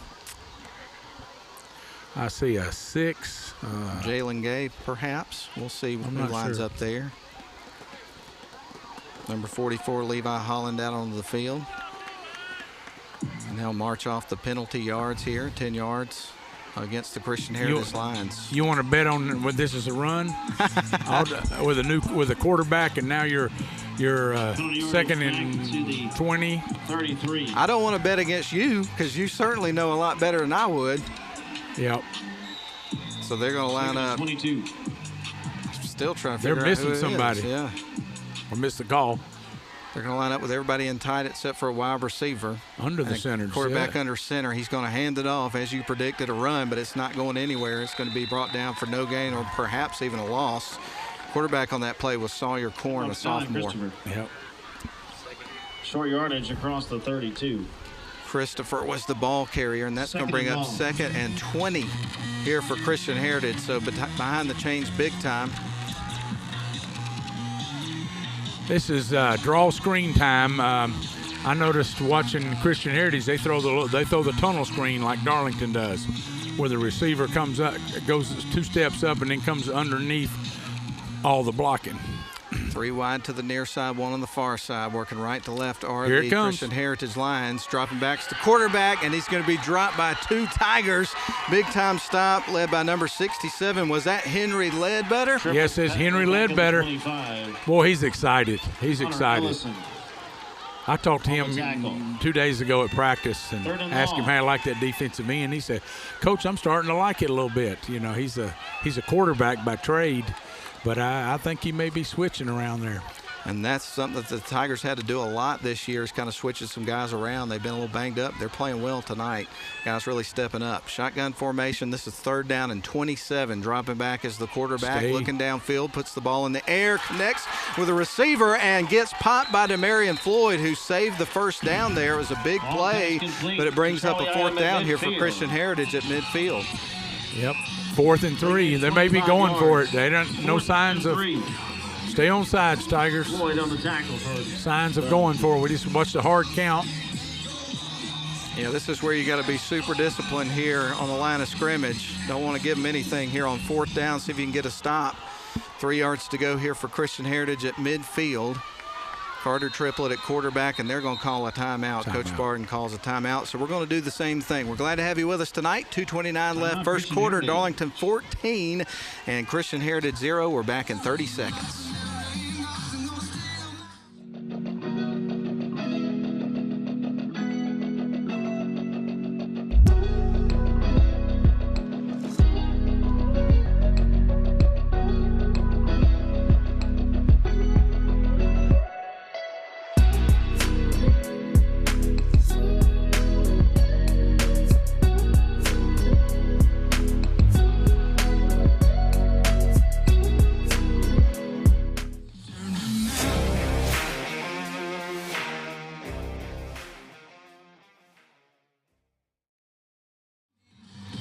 to have you with us tonight on a beautiful night for football. We're on top of the press box here at Christian Heritage, the Lions Den. We're glad to have you with us here on WLAQ and also the live stream. Matt Davis alongside Coach Gordon Powers, having a good time tonight watching some football and bringing it to you live on the live stream and on the radio. Right now, Carter Triplett's got him lined up, going for it on 4th and 3. There's the snap. He drops back, puts the ball in the air. It's a fade, and that is going to be incomplete. Great defensive play, Coach, right there by Sammy Konchesky, who had him covered up. Oh, great play. They went to their, that's who they're throwing the ball to. That's their number 1 receiver. Wow. So that's going to be a turnover. Charlie Item, number 1. He's caught a lot of balls this year. You know, Carter Triplett, the quarterback, had a guy open at about a 6-yard stop route wide open. And when he reared back to throw it, I thought that's where he was going. But he was wanting 6 instead of 6 yards. Well, I tell you what, man. Ball at midfield for the Tigers. They lead at 14-0. 2:22 left to go in the first quarter, Coach. It's time to step on the gas right now, isn't it? Yes, it is. So the Tigers come back to the line of scrimmage. They're going to have DeMarion Floyd in the backfield and a 4 wide receiver set, 2 on each side at midfield. Sammy Konchesky ready to take the snap. Floyd motions. They're going to swing it to him, and it goes behind him and ends up on the turf. They're going to call that a forward pass? Nobody signaled. Fumble call on the field. Recovered by Floyd. They're going to say it was a fumble. Yep, it was. Looking at the replay, it was about a half a yard behind. That half yard lacking to be a forward pass. If it's behind, if the quarterback throws the ball behind where he's standing, that's a fumble. That was a live ball. It's got to make it. It's got to be a forward pass. So that's a 5-yard loss, bringing up 2nd and 15. And now they got the ball at the 45, trying to get a positive play. Konchesky ready to take the snap. He's got the ball, dropping back, looking to throw, trying to find a man open. He's got company in the backfield. Flag comes in, ball's in the air, and that's going to be incomplete. But we got to check on the 2 flags back at about the 38. It's backward holding, usually it's called. Yep, indeed it is, and it's going to be on the offense. Holding the indication against Darlington. Papers flying everywhere, Coach. It's a little windy up here. Isn't it? Yeah, it is. It's nice, though. I'll take this windy over sweat. My shirt is dry tonight. I know. I was just thinking about that, and I'm kind of hot-natured. I sweat pretty easy, but I'm feeling pretty cozy up here tonight. Of course, the first 2 weeks of the season, we were at Chris Hunter Stadium, and we've got an air vent that's right up underneath our table that gives us a pretty nice feed of cold air, so I really couldn't complain about it from our standpoint. But I probably shouldn't say that too much, or people might start trying to come up there with us. I was just thinking the same thing. All right, shotgun formation, 4 wide set, 2nd and a long way to go here for the Tigers. There's the snap, dropping back as Konchesky gets it to Shirey on a screen pass, and he's going to be brought down at about the 44-yard line. So they got some of the yards back, Coach, but this is going to be a 3rd and a mile. Yeah, that gets it back halfway manageable. You know, I don't know what's on Coach King, the offense coordinator's call sheet, but he's going down that sheet right now looking for a 3rd and long. Coming for Darlington. All right, so the ball is at the 44-yard line, 3rd down and 16. Time is starting to wind down here in our first quarter. We got about 53 ticks left on the clock. 3 wide receivers on the far side, 1 in the near. Sammy Konchesky ready to take the snap. He's got the ball in his hands, drops back. And he has got company in the backfield. Flag comes in, seeing a lot of laundry so far in this game, and that's going to be thrown out of bounds. We'll see what the flag is, and it looks like Konchesky is banged up on the play a little bit. Yeah, banged up a little bit. He kind of had pressure and was you look at the replay, I think he was trying to jump off 1 foot and throw the ball just to get it out of bounds. Just to get it out of bounds where he didn't take a sack. They decline it, which is smart. So now it's 4th down. So an obvious punt situation for the Tigers. They're going to bring on the punt team. I just got a score update or 2. I got on a text thread with Alex Fair from the newspaper and also Jeff Gable, who calls the Model games. Model is up 6-0 at the end of the first over Woodland. Coosa is apparently winning 10-0 early 2nd quarter. And the game at Barron Stadium between Carrollton and Rome starts at 8, so we won't get updates on that for a little while.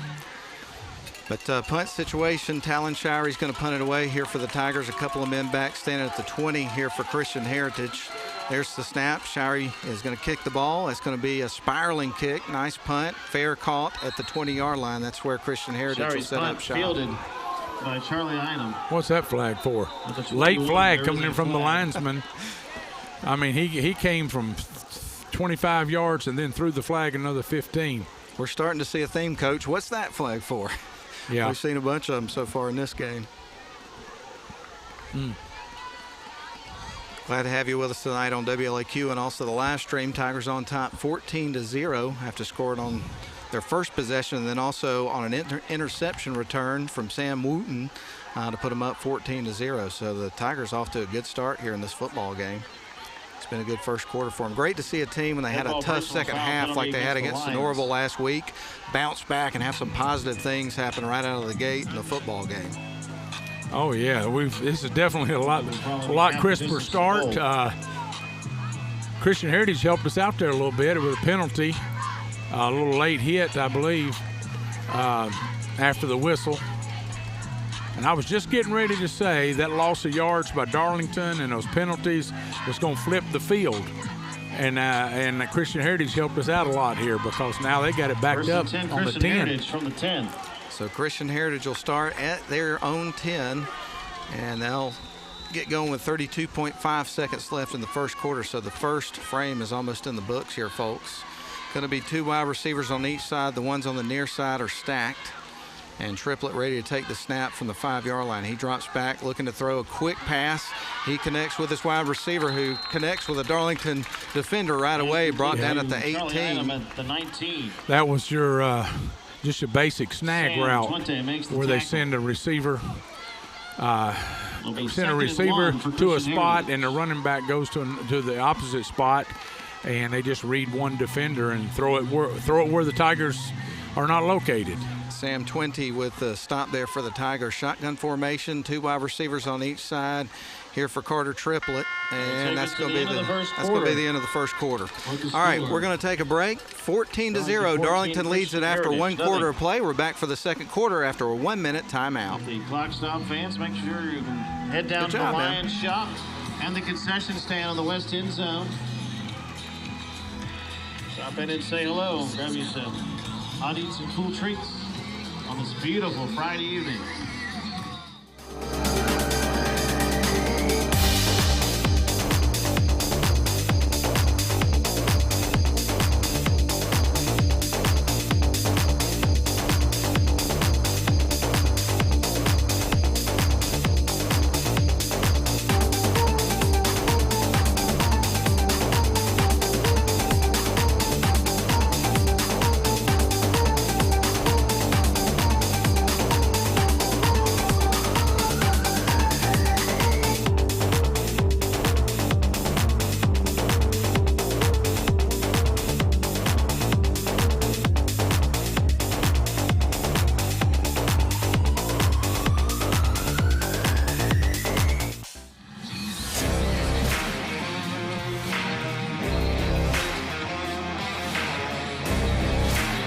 Welcome you back to live coverage of Darlington football on WLAQ and also the live stream produced by Northwest Georgia Media on the Darlington School YouTube channel. And Coach Powers here at the start of the second quarter. The Darlington Tigers are on top 14-0 rather.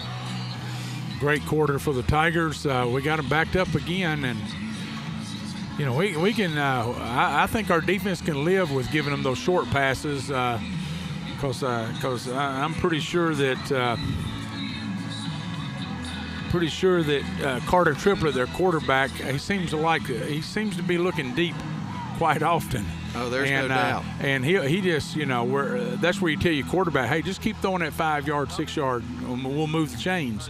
But he's a teenager, he watches TV, and he's got a big arm, so it's like, no, Coach, I'm going to take that thing deep. And this is going to be second and 1 with the ball at the 19-yard line. Christian Heritage on their side of the field as we start the second quarter. And here's the first snap of the second quarter. It's going to be a quarterback run, makes a dive right at the end of the play, and I think he got it.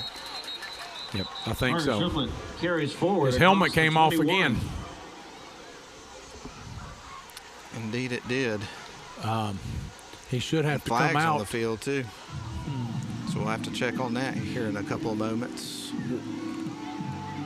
Face mask. That's why his helmet came off that time. Gotcha. Gain 2 yards and a first down, personal foul. So in this case, he won't have to leave the field. Extra yardage. We gave him that penalty yardage right back.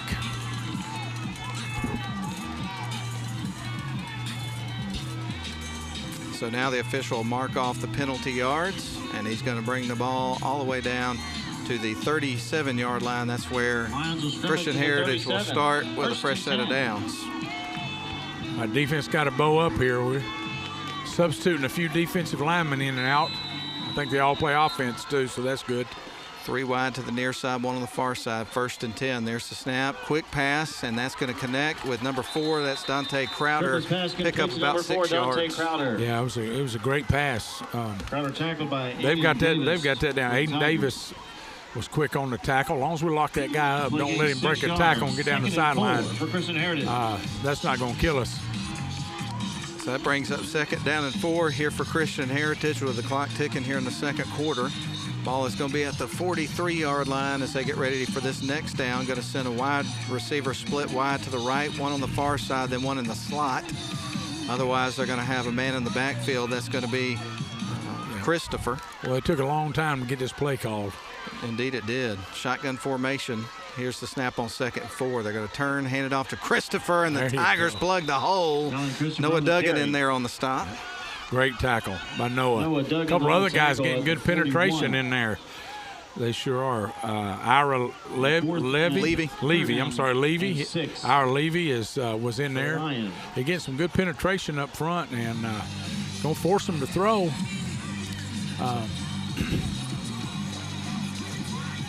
And we see Christian Heritage take a lot of time between downs. 3rd down and 6.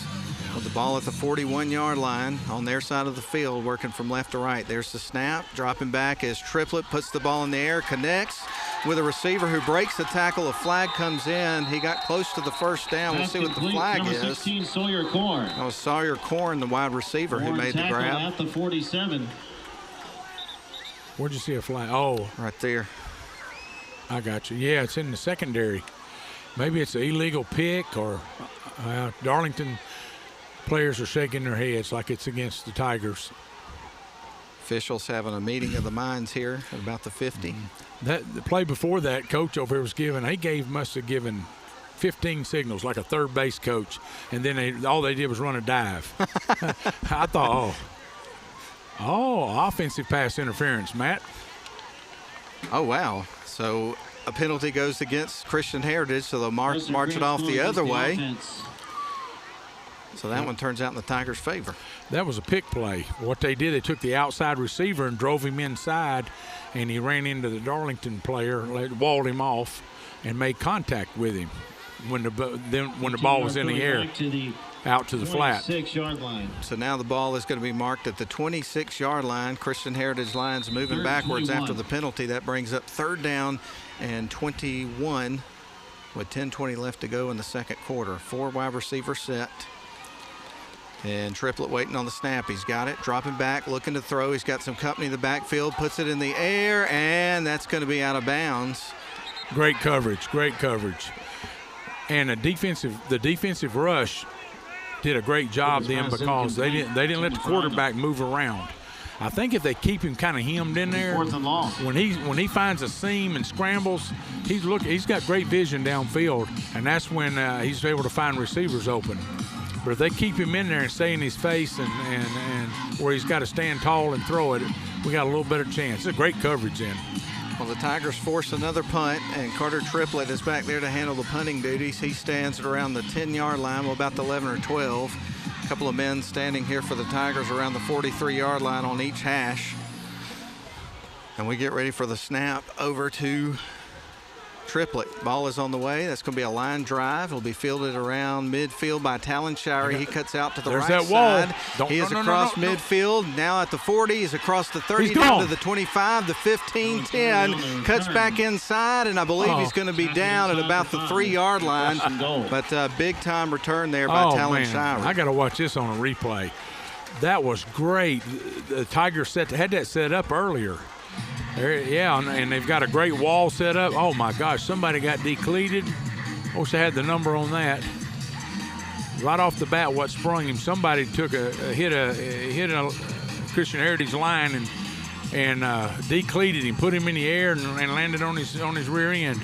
That's almost a face mask down there at the 5. Well, Coach, it's not very often that you get the ball first and goal from the 3 of starting field position after a punt. Oh, yeah. So now the Tigers are going to get ready to line up.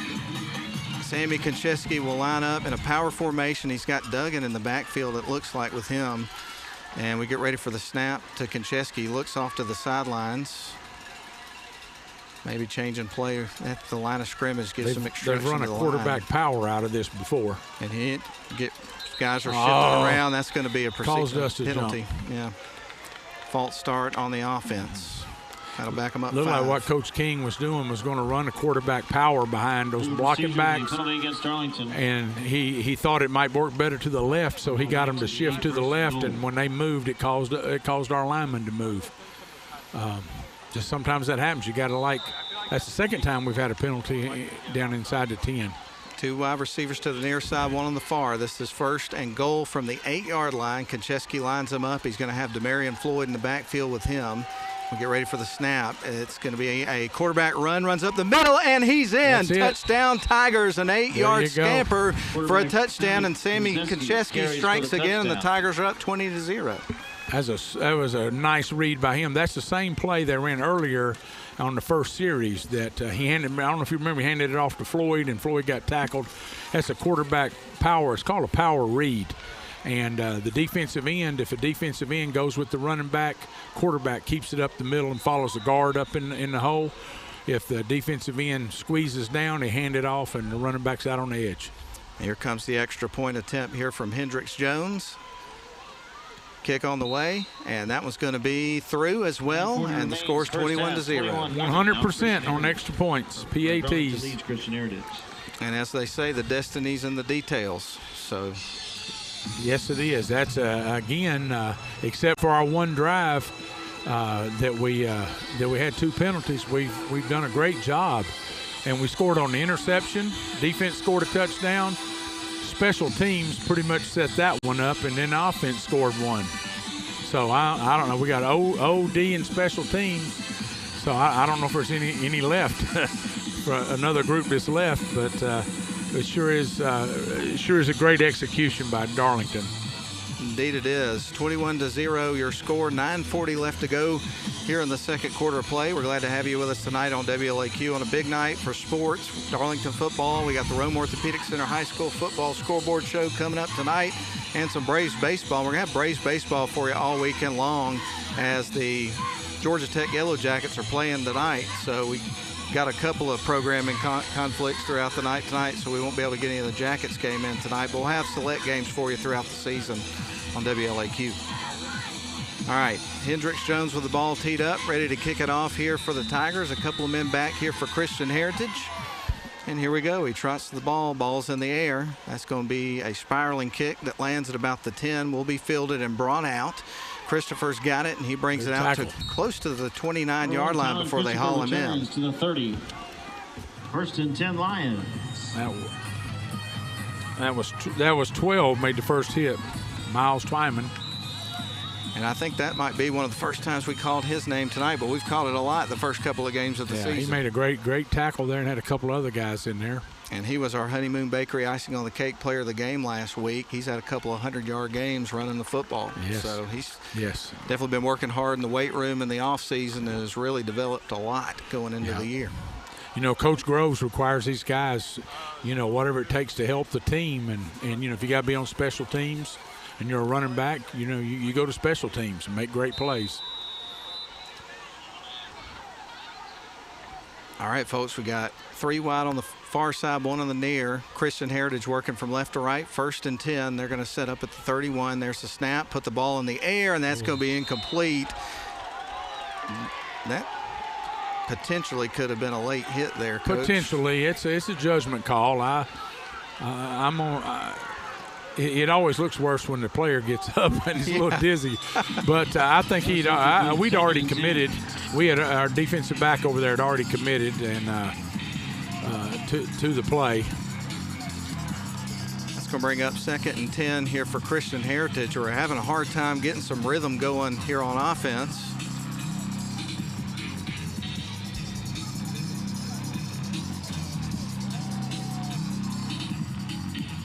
I have to share a text I just got from my mom with you in a couple of moments. Uh-oh. I know you know her pretty well. 3 wide receivers, they're going to pitch it out to the right side and find a little bit of running room, pick up about 5 or 6 yards, but that's going to set up a 3rd down and medium. That might be the best running play they've had in the first half. What you want to know why I wasn't at Mass? Tell her I went to the 11 o'clock Mass. She missed me. She said, you and Gordon don't fall off that roof. Ain't nothing like a Tiger on a Friday night. I hear you. I'm not falling off. This is nice and sturdy, nice press box. Not like the old one we used to have at Model. If you moved, the whole press box moved with you. Yeah, we'll talk about where you used to have me set up. 4 wide set. He laughs. You probably thought it was funny back then. There's the snap. Quarterback going to put it in the air, and that was in dangerous territory. Goes off the wide receiver's hand, and if somebody had been a little bit further behind it, they might have picked up the interception. Christian Heritage had 2 receivers in the same spot. Both of them ran an out route on the wide side to the. That's a long throw from the right hash to the left sideline, and they've had 2 receivers in the same spot. So punt coming up from Carter Triplett. You're going to have Hendricks Jones and Talon Shirey standing at either hash at about the 38-yard line on the opposite side of the field. Wonder if they're going to kick it to him. It's probably a good strategy not to, as we've seen, but we'll see. They're having substitution problems. Now they got everybody lined up, and we wait for the snap to Triplett. It's on the way. And here comes the kick. That's going to be it to him end again. over end, right into the hands of Shirey. Here we go. Cuts it up towards the opposite side of the field, runs out across the 35, and he's going to be brought down at about the 37-yard line. Flag comes in, as you mentioned. Shirey returns across. Yeah, they did away with the crackback block several years ago, and I saw it coming. I saw it coming. I don't know. I don't want to. If I saw the number, I probably wouldn't call it out, but I saw a Darlington jersey coming from like 10 yards ahead of the play going back towards the Talon, and that's no good when you see somebody running backwards like that, trying to pick somebody off, and it's a safety thing. You can't do that. Penalty is indicated against Darlington. And we were going to have the ball there at almost the 40-yard line. Now we're going to be backed up. And I'm sure Coach Groves will address that. And it was right on our sideline, too. So that's where you get most of the – you can't hide over there when you make a mistake. So the official starts to march off the penalty yards. Wow. And he's got a long walk there. Breaks it down to the 22-yard line.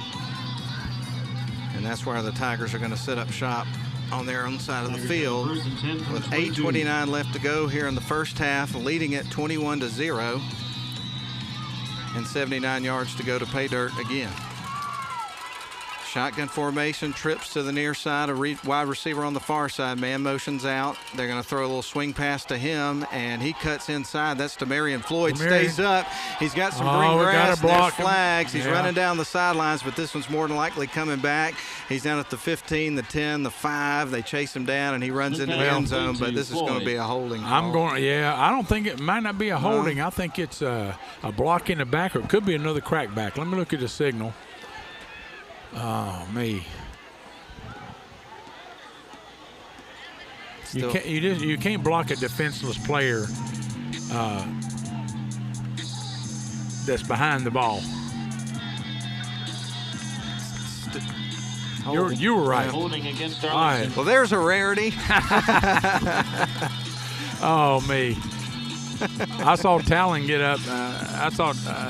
Talon Shirey get up and point at a guy that was on the ground, and I thought, well, maybe he's the one that cracked back, but he didn't. He probably didn't hold him either. He wouldn't have been in position. But here, it's golly, Tigers, come on. It was, we've executed pretty good. We just got to get rid of these penalties. So that brings up 1st and 11 for the Tigers from the 22. Konchesky ready to take the snap. He's got 3 wide, 2 on the far side, 1 on the near side, and another flag comes in. This is going to be a procedural penalty, it looks like, against the Tigers. No? Nope, that's going to be on the defense. That's 12 men, I think. 1, 2, 3, 4, 5, 6, 7. Oh, 1, 2, 3. Be 1st and 6. So now it brings up 1st and 6 for the Tigers, so they got some of the penalty yards back. Yeah, I think it was a substitution infraction somehow. 2 wide on the far side, 1 on the near. This brings up 1st and 6 from the 25. There's the snap, going to fake the handoff to Miles Twyman. Quarterback's going to run it to the outside. Now he's got some room to run. He's running down the sidelines at about the 40 before they can haul him out of bounds. 1st down Tigers. Oh, yeah. Now, I hope I get this last name right. Is it Jake? Trebus. Jake Trebus had a great block on the outside out there. Great block. Had his hands inside the defensive back. You can watch it right there on the replay. There he is. End up rolling him back. Great block. Got us about 5 or 6 extra yards. 1st and 10 Tigers from their own 37-yard. We're working from right to left. 4 wide receivers set. Sammy Konchesky ready to take the snap. On a beautiful night for football. Here's the snap to Konchesky, rolling back. He's going to put the ball in the air, a short pass, connects with a wide receiver. Talon Shirey stays up, breaks a couple of tackles, and carries the pile about 3 or 4 yards. He's a tough customer, Coach. He is. He's tough. He hit that. If you ever played Madden football on esports or whatever, he hit that spin button. Hit that spin button twice, and bounced off a guy and got positive yards. That's 2nd and 6.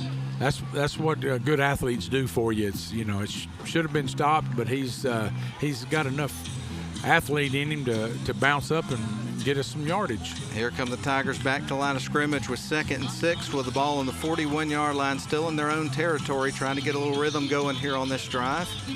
2 wide receivers to the near side, 1 on the far. Man in the backfield here with Sammy Konchesky. And that's going to be Demarion Floyd. They're going to hand it to him, tries to get a seam, and he's going to be picked up by his shoestrings and brought down. He was frustrated by that because he could see the green grass in front of him. Yes, if he'd kept his balance, he was going to run for days. Oh, indeed. For days. So that brings up a 3rd and long situation here for the Tigers after no gain. 3rd and 6, ball at the 41, 6:50 left to go here in the first half of play with the Tigers leading it if you've just tuned in, 21-0. I don't play many video games anymore. I liked it back in the day when we had the original Nintendo and it had basically the gamepad and 2 buttons. Now they got like 50 buttons. I can't figure out what does what. It's too complicated for my brain. I didn't think you were old enough to know what Atari and Pong and that stuff was.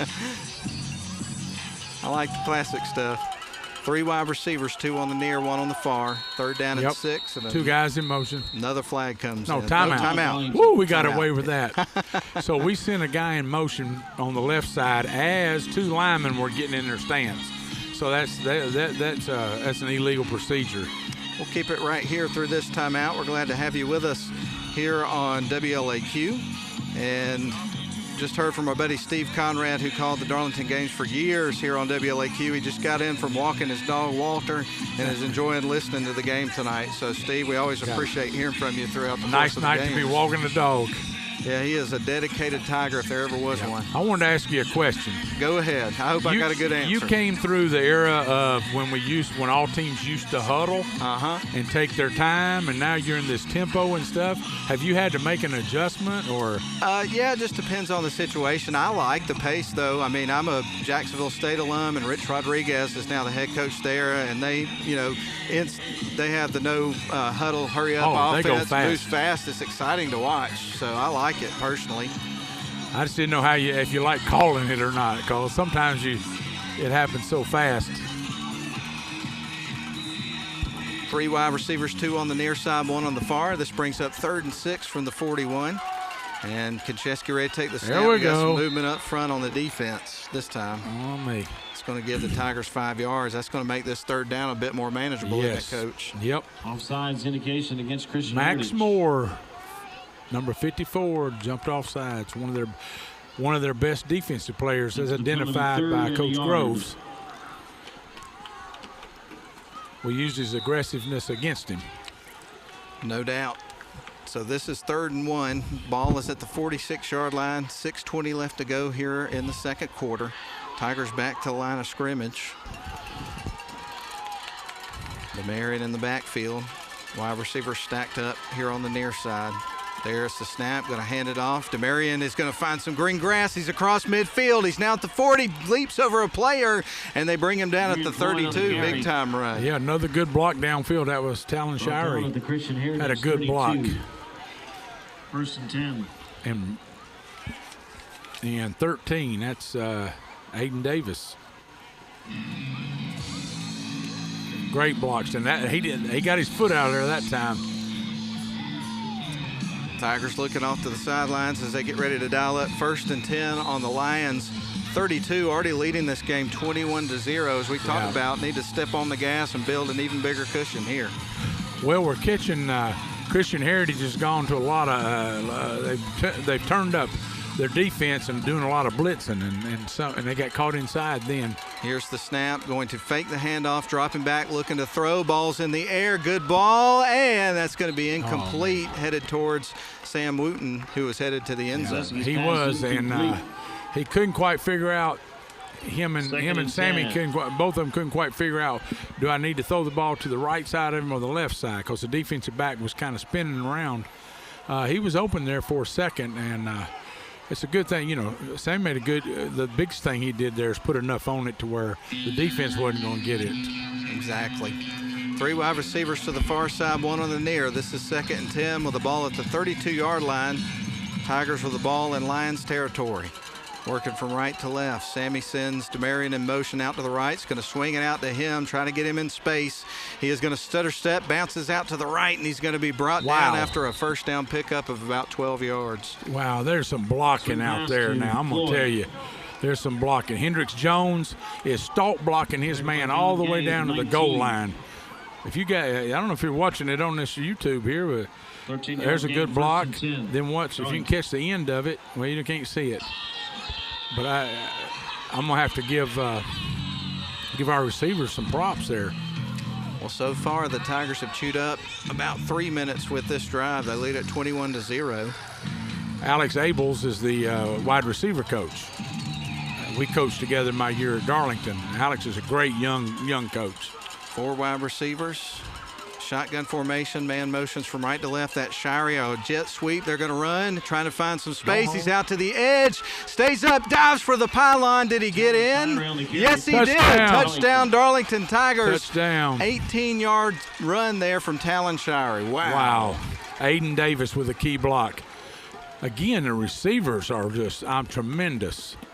And I'm surprised we didn't get a holding call because we didn't hold, but they held. We were blocking a couple of their defensive backs really well, and they got frustrated and grabbed our guys and pulled them to the ground, which is actually defensive holding if you do that, if you take them all the way to the ground. But I was surprised. That's good officiating for them to see who initiated the holding there. Hendricks Jones for the extra point. He's been perfect tonight. Sammy Konchesky will handle the hold. Snap on the way. Here's the kick. It's in the air, and it is right down Broadway. It's through. Perfect. Yep. I'm trying to get the long snapper. There's some great snaps tonight. I'd like to thank Hamilton Is it 12? 12. Trainer Kelly Henschel. It's 12 for us. That's Miles Twyman. I should know that. Execution tonight on extra points, as you mentioned, has been tremendous. So the Tigers lead this one 28-0, 5:21 left to go in the first half. Did we not mention that Miles Twyman was in on special teams tackle, and then he's long snapping here, and then we know he can run the ball? I mean, that's just that's a credit to the kid, because a lot of kids would say, Coach, I need to rest a little bit or let somebody else do this. But that's great snap and hold. 4 for 4. And that's one of the things that, Coach Groves coming over from a 6A school like Rome and having been down at Valdosta and some of these bigger schools, that's got to be an adjustment for him, because he's not used to that.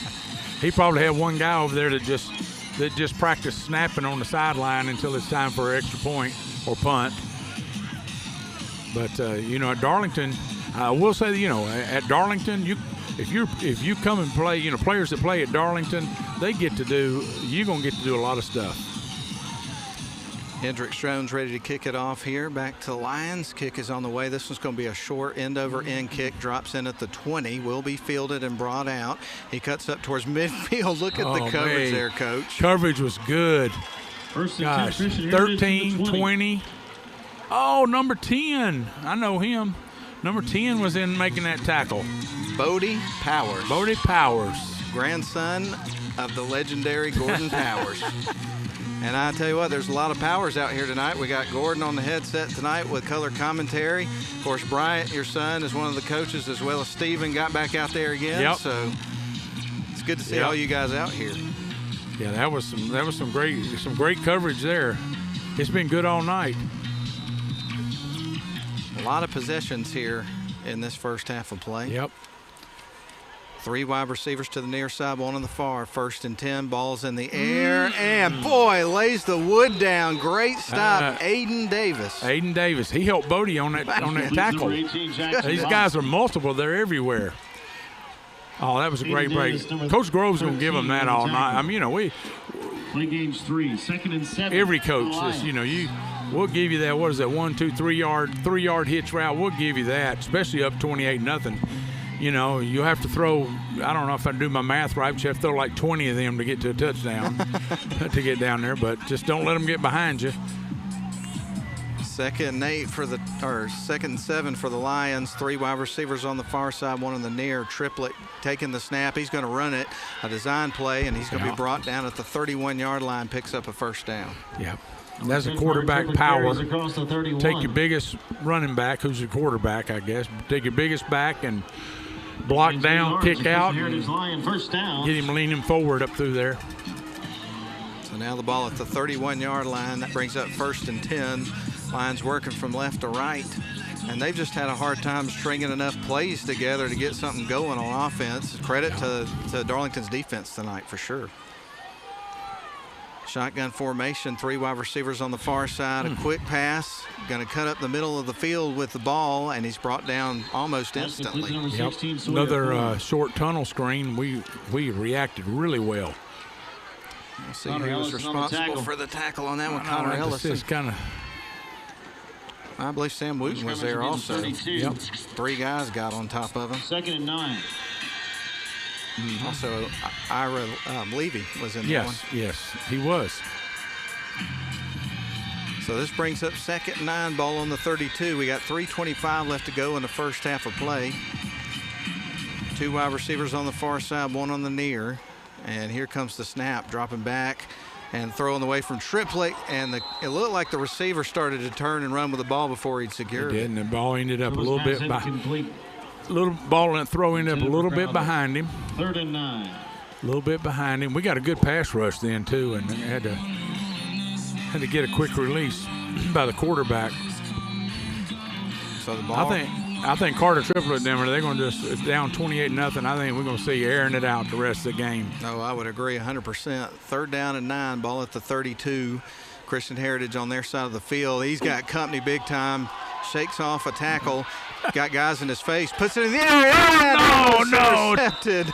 Noah Duggan had a beat on it. Had his hands on it. He's kind of a little bit frustrated there, but nonetheless, it's incomplete.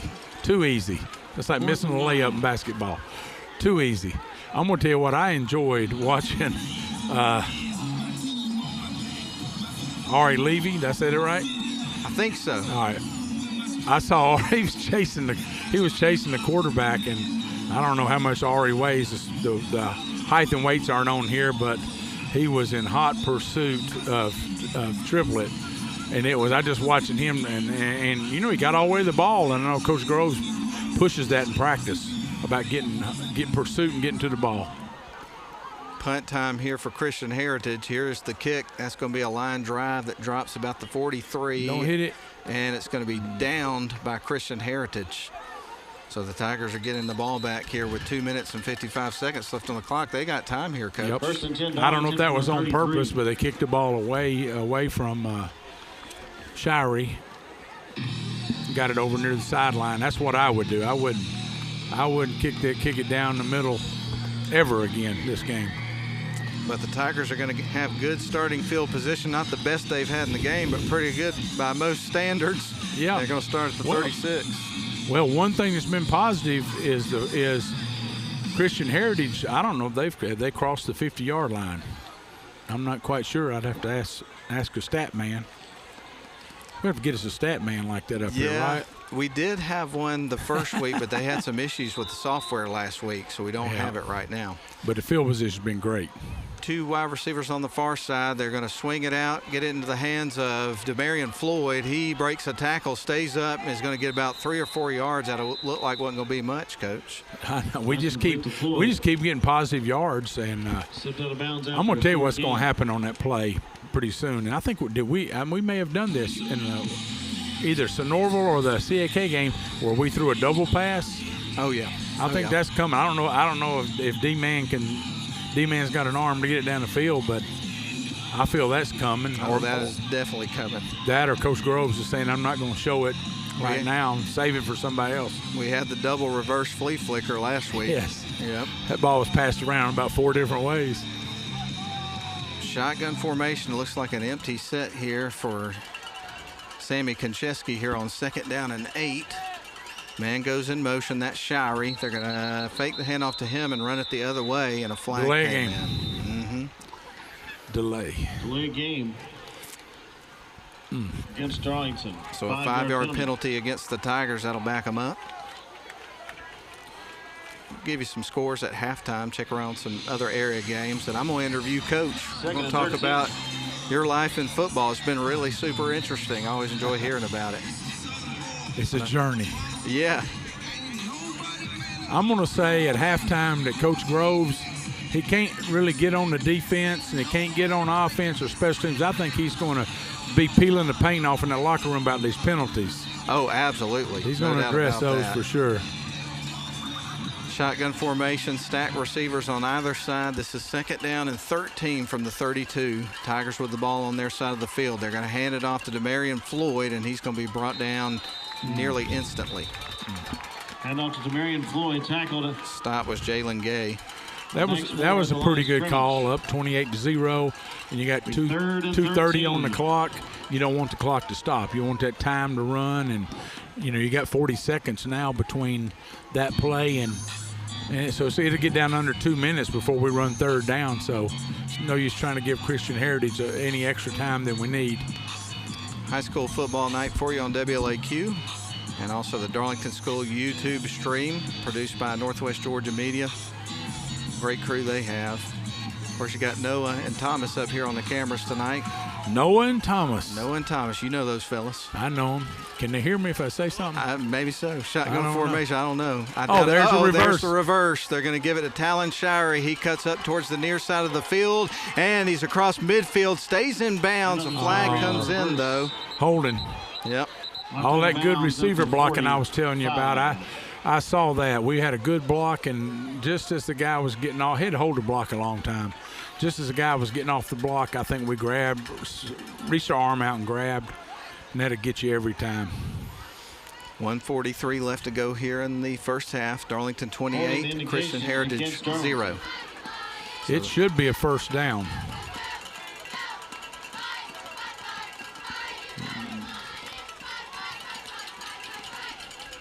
And 3rd down and short. Going to be just short, Coach. 45. Well, I was a yard off. That's pretty good math on the fly, though. So the Tigers are going to line up 3rd and 1. So they'll see if they can grab a yard and keep the chains moving. The clock is moving. 1:35 left to go here in the half. 24 seconds left on the play clock. 3 wide on the far side, 1 receiver on the near side. That's Aiden Davis. Shotgun formation here for Sammy Konchesky with Floyd in the backfield with him. Konchesky's going to hand it off. He's got some green grass. He's across the 50. Nice move. Now he goes off towards the near sidelines, breaks a couple of tackles inside the 20, stays up, breaks another one down to about the 7-yard line. What a great piece of running from Demarion Floyd. Little backdoor draw. I saw them put that in this week. They put that in, yeah. They sprint out, and it's not really, don't backdoor hand it like some teams do, but it gets a defensive pursuit to the wide side over there, and then you just give the ball back coming the other way. And all you got to do is block 2 people if the team's linebackers are pursuing. That was a great run, too. Great blocking again. 1st and goal from the 8. Sammy Konchesky lines him up with 3 wide, 2 on the far side, 1 on the near. Floyd's in the backfield here with Sammy. Konchesky takes the snap. He's going to fake the handoff, dropping back, looking to throw. He's got somebody in his face, rolls out to his right, puts it in the air, and that's going to be incomplete. Good play by the defense to break that up, but he was right. Bang, bang. Intended receiver there on the play was Jake Trebus, and that brings up 2nd and goal from the 8. Yep. So the Tigers trying to tack on some more points before they get to the locker room at halftime. But, boy, what a whale of a first half. I think we still got a couple of timeouts, I would think. Yeah, you're right. I believe 2. So the Tigers go back to the drawing board here for 2nd and goal from the 8, leading at 28-0. Sammy Konchesky with Demarion Floyd in the backfield and a 3 wide receiver set. And we're going to have a timeout. We're going to take Christian this one Heritage on the air as well. 1 minute left to go in the half. 28-0 Darlington leads. We're back in 30 seconds.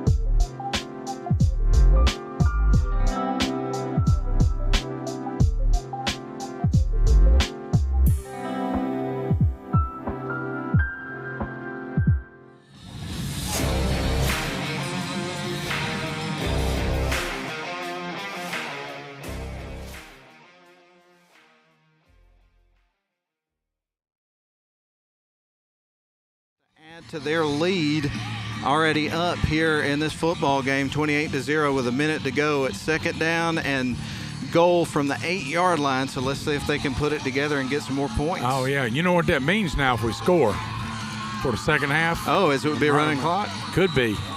Could be if the Christian Heritage agrees. 2nd and goal. So 2nd and goal, Miles Twyman in the backfield with Sammy Konchesky. Everybody's in tight for this formation. There's the snap, going to run it out to the near side. Sammy Konchesky's going to be brought down at around the 6, Clock's it looks like. He falls down at the 6. They say he didn't get out of bounds. He looked like to me he made it out of bounds, but maybe just slid a little bit too soon. Yep. So 45 seconds and the clock ticking, 32 seconds on the play clock. If we got another timeout, we're fine right here. If we get one called here, don't want to leave anything on the clock. Well, we know we got a kicker. Got a kicker this game for sure. Shotgun formation, Twyman in the backfield here with Konchesky. 3 wide set, there's the snap. Konchesky rolls to his right, looking towards the end zone, puts it in the air, and it's incomplete. 17 seconds. Just out of the reach. Oh, yeah, and Sammy Konchesky, he's upset with himself. He knew he had a guy right there. Now, it'd have been one of those great throws. It'd have been a great throw, but he's that kind of kid that he expects to make those throws. Oh, absolutely. So 17.2 seconds on the clock. It's going to bring up 4th down. So one more chance here for the Tigers to get some points. And let's see what they do here, Coach.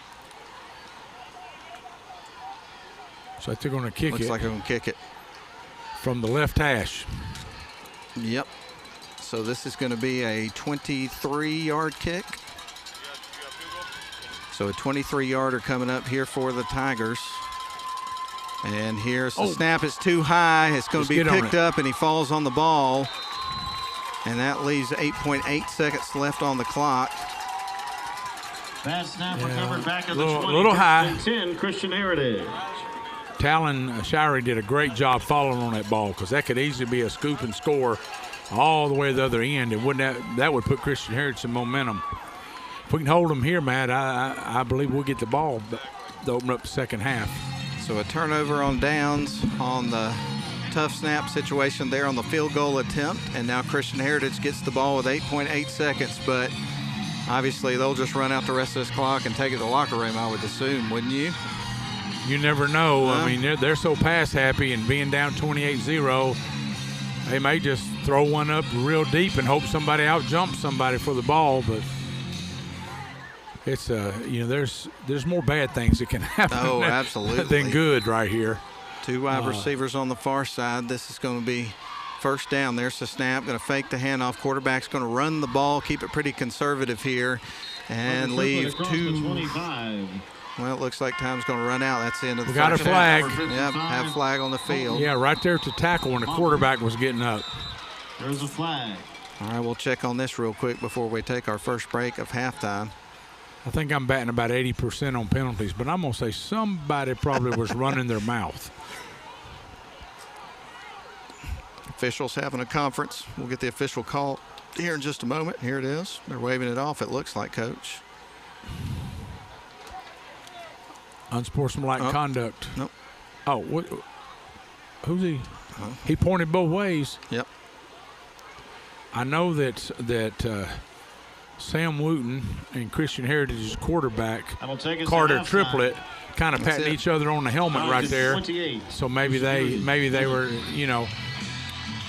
maybe Triplett was telling Sam how much he missed him, or something. More than likely, that's the story. Yeah, no doubt so, about it. And right now, it looks like Coach Groves is getting an explanation there from the officials. But regardless, that's the end of the first half. Tigers have an excellent first half. They lead it 21-0. We're going to step out for 4 minutes and catch our breath. We'll come back with a halftime show after these messages. Good stuff. Are you having fun?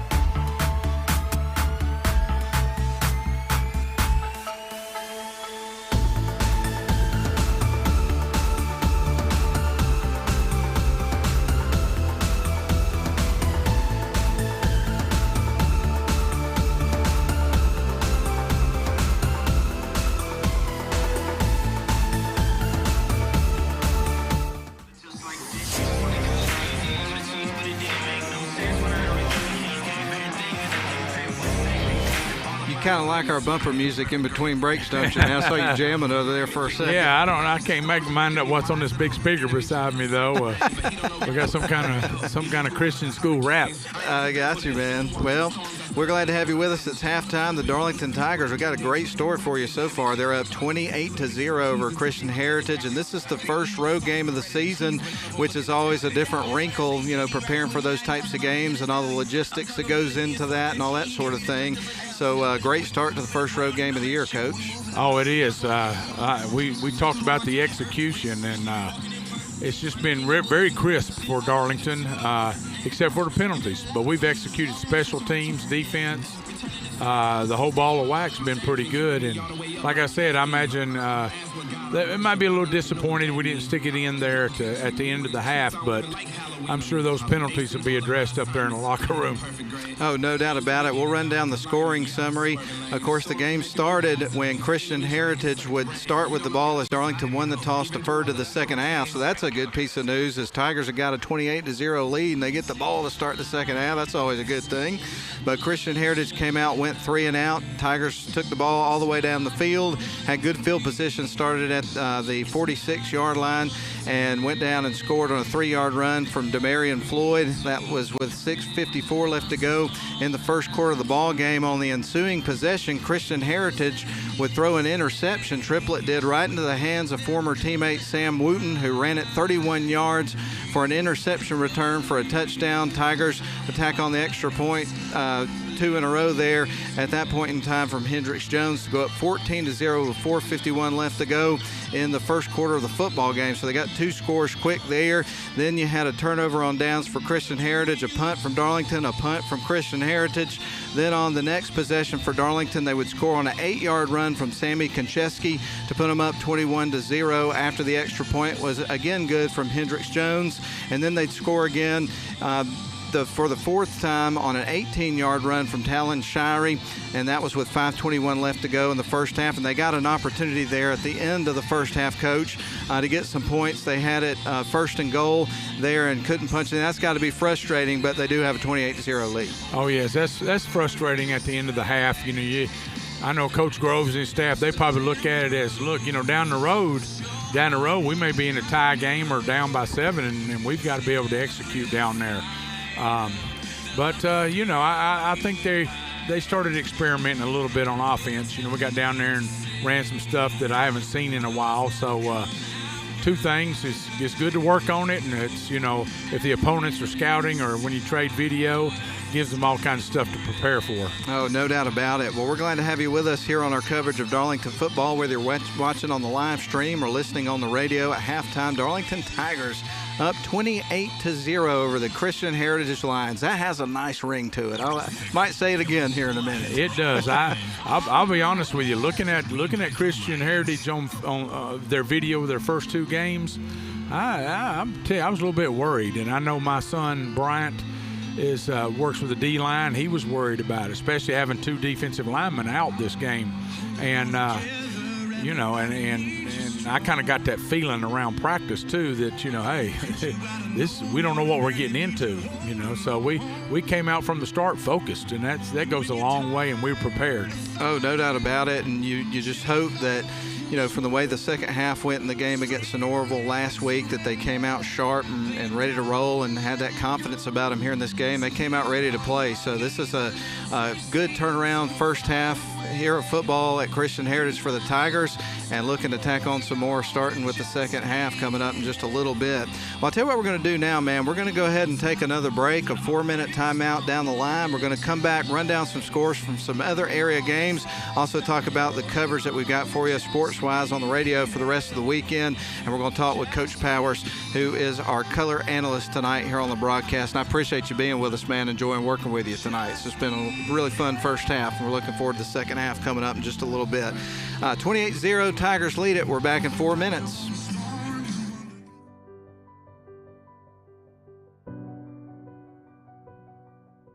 Here, I'm becoming who I want to be.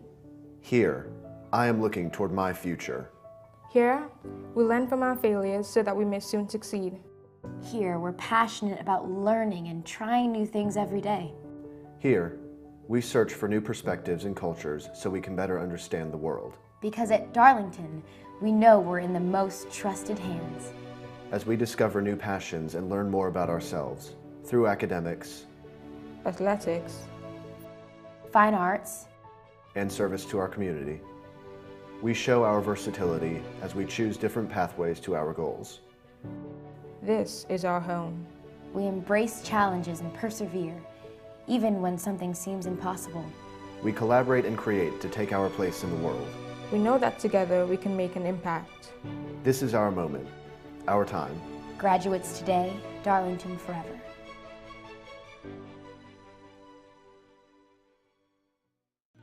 At Rome Orthopedic Center, we salute students, freshmen and seniors, athletes and artists, first stringers and choral singers, band majors and game changers. We hope you never need orthopedic care, but if you do, choose the only practice in the Rome area solely dedicated to the orthopedic needs of the students and families in our community. Rome Orthopedic Center. To make an appointment, call 706-292-0040. My name is Ryan Somerville. I am the sales manager for Business Water Solutions. We do water purification coolers as well as ice machines for any size business. We're on campus right now at Darlington School. Super happy to be here. They're one of our biggest customers. I myself played sports here. Our two founders played sports here. It was absolutely our pleasure to be a sponsor for Darlington Athletics. I think one thing that really sets us apart is our water purification. There's 13 stages. The reverse osmosis part of it has been a huge part of our success, along with our 24-hour guarantee for service calls. So when a customer does call us, we're guaranteed within 24 hours. We were able to provide a touchless water system to make it more COVID-friendly in terms of germs and touching the water system. One thing I always say is we're not selling a product, we're selling our service. That's what we really push for every single day, is to have a customer service experience like they've never had before. Shop for your next car, truck, or SUV at Riverside Auto Group. Check out riversideautogroup.com today to browse their selection, or visit with them in person at Riverside Chevrolet Buick GMC in Rome, Riverside Toyota in Rome, and the all-new Riverside Buick GMC Cadillac in Cartersville. Locally owned and operated by the Welburn family since 1974. That's Riverside Auto Group. Visit riversideautogroup.com.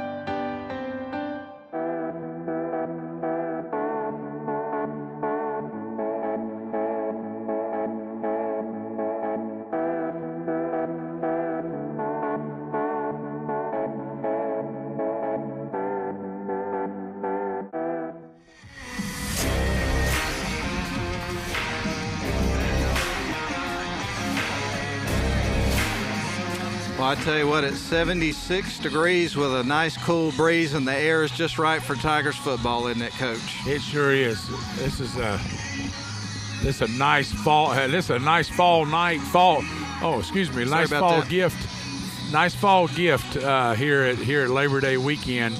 No doubt. It's lovely. 76 degrees again. A little bit of a breeze coming through, but we're going to run down some scores. The first one will tell you, if you're just tuning in, Tigers are on top 28-0 here at Christian Heritage, home of the Lions. We're in the Lions' den tonight, but it's been all Tigers so far in this football game. We've got about 7 minutes left in the halftime period. Here's some other scores courtesy of Rome Orthopedic Center. Woodland's up over Model at half. Coach, 14-6 is the score in that one. Cartersville is playing Allatoona. And that was at one time a matchup you'd think, hey, that'd be a barn burner. Oh, yeah. Not tonight. Cartersville's having their way up 35-0 at halftime. Wow. And, of course, they played Jonesboro last week. That score is a little bit closer than people would have thought it would have been, and I think that might have something to do with it. I think that they decided they were going to come out with a different sort of fire tonight. Carrollton's up over Rome still early in that game, 6-0. It's Coosa over Gordon Central at halftime, 19-6. So Joey Mathis' crew having a good game tonight so far. Cedartown over Sequoia narrowly. It's 10-7 at halftime. Of course, Cedartown played for a state championship last year. They lost a lot of guys, so they're trying to kind of find their identity this year, looks like. You've got Creekview over Calhoun right now, 7-0. That shows it's at halftime. That surprises me a little bit. Yeah, that surprised me that Calhoun's offense hasn't put up any more. Creekview's pretty good, but that surprises me that Calhoun's not on the board yet. Oh, no doubt. Bowden's up over Bremen right now, 21-3 at half. It's Adairsville. This is a good one. Adairsville and Rabun County at halftime locked up at 14 apiece. Oh, wow. Yeah. And I saw that Rabun County got shut out last week for the first time in like 10 years or something like that. I believe it was Stevens County that came up with that shutout. It's Fannin County over Pickens. The Dragons 10-0 in the second quarter of that one. Don't have a score. Who'd you say was up, Fannin? It was Fannin over Pickens. Pickens has got a good team this year, don't they? Sonoraville. Yeah. Yeah. So, and right now I was hoping to see a score on that Sonoraville-Dalton game. I thought that might be a good one, but right now it's showing 0-0 in the first quarter, so I guess they're not getting any updates on that one. Temple, you mentioned Coach Nix over at Temple now. They're up at the half over at Chattooga. 22-7 is the score. I actually think that game's at Temple. And then let's see if we got any more. Dade County over North Sand Mountain, 7-0. And that's pretty much all we got so far. We'll see if we can round up some more scores as we go along. But we're with you at halftime. We're glad to have you with us. Gordon Powers, color analyst on tonight's game, Coach. And tell us, give us a little preview of what you think you'll see from the Tigers coming up in the second half. Pretty much the same, I would think. Christian Heritage can throw the ball. So we're not out of the woods. So I would imagine that they're going to approach the second half establishing the run like they did in the first half, and trying to put some drives together. Look pretty much the same. I mean, they had a lot of things that worked for them, and I know as a coach, when you go in at halftime, you don't want to say, oh, we need to start doing this and start doing that. You go back and look at what's working for you and why it's working, and try to put the ball in that running back's hands, the quarterback's hands, same blocking and that sort of thing. I don't think you'll come out and say, hey, we're up 28-0, let's do something. Let's work on, let's just work on, like we're behind or something. I don't think so. Oh, no doubt. And, of course, as we mentioned earlier, Coach, the Tigers won the toss. I believe it's the first toss they've won this year, deferred the second half. So they start with the ball, and it feels like it's really important here in this situation for them to put together a solid drive to start that half and set the tone and come out with some points. Oh, I think that would be tremendous right there. That would maybe put the nail in the coffin, but, Coach Groves being a defensive coach, I'm just thinking about this. A lot of defensive coaches, they may want them to Darlington to come out and let's run a lot of clock. But since our defense is playing really well, so, I think you're going to see pretty much the same. Christian Heritage, I think, is going to go out at least in the third quarter and try to just open it wide open. And you were talking about a game lasting a long time. We're liable to have a long third quarter, but with them throwing the ball. But we've done a good job defensively, and special teams the whole way around. And I do want to give you an update on a college football game. You'll like this one, Coach, but Georgia Tech has just scored again. They're up 20-13 over Louisville. I believe that game's being played at Mercedes-Benz Stadium. Isn't that one of the kickoff games taking place? So, yep, the Yellow Jackets are on top right now. Go Jackets. Go Jackets. I'll second that one for sure. And, of course, your son Steven was a Georgia Tech Yellow Jacket under Paul Johnson, and I was down at one of the bowl games that he played in against LSU. Oh, so yeah. That was it wasn't a good game. That was a tough night. Yeah, it was. Sorry, I brought that up now that I think about it. It was a tough night. It was. So Steven was fortunate enough. Every year he was at Tech, they made a bowl game. So he got to travel all around the country, the Orange Bowl, and when they won the ACC, went to the Orange Bowl, and, of course, the Chick-fil-A Bowl. And his favorite bowl was the Humanitarian Bowl out in Boise, Idaho. Oh, wow. And it was, it was cold, it was snowing, But I think they had a good time because, a lot of those kids in Georgia don't see that kind of snow. And so they had a lot of fun. Well, man, we got about a minute and a half until the end of halftime. Then we'll have the 3-minute warm-up period. So let's go ahead and take a 2-minute break, and we'll come back here for the second half after these messages on WLAQ and the YouTube stream. We'll return. My name is Ryan Somerville. I am the sales manager for Business Water Solutions. We do water purification coolers as well as ice machines for any size business. We're on campus right now at Darlington School. Super happy to be here. They're one of our biggest customers. I myself played sports here. Our two founders played sports here. It was absolutely our pleasure to be a sponsor for Darlington Athletics. I think one thing that really sets us apart is our water purification. There's 13 stages. The reverse osmosis part of it has been a huge part of our success, along with our 24-hour guarantee for service calls. So when a customer does call us, we're then guaranteed within 24 hours. We were able to provide a touchless water system to make it more COVID-friendly in terms of germs and touching the water system. One thing I always say is we're not selling a product, we're selling our service. That's what we really push for every single day, is to have a customer service experience like they've never had before. Shop for your next car, truck, or SUV at Riverside Auto Group. Check out riversideautogroup.com today to browse their selection, or visit with them in person at Riverside Chevrolet Buick GMC in Rome, Riverside Toyota in Rome, and the all-new Riverside Buick GMC Cadillac in Cartersville. Locally owned and operated by the Welburn family since 1974. That's Riverside Auto Group. Visit riversideautogroup.com. At Rome Orthopedic Center, we salute students, freshmen and seniors, athletes and artists, first stringers and choral singers, band majors and game changers. We hope you never need orthopedic care, but if you do, choose the only practice in the Rome area solely dedicated to the orthopedic needs of the students and families in our community. Rome Orthopedic Center. To make an appointment, call 706-292-0040.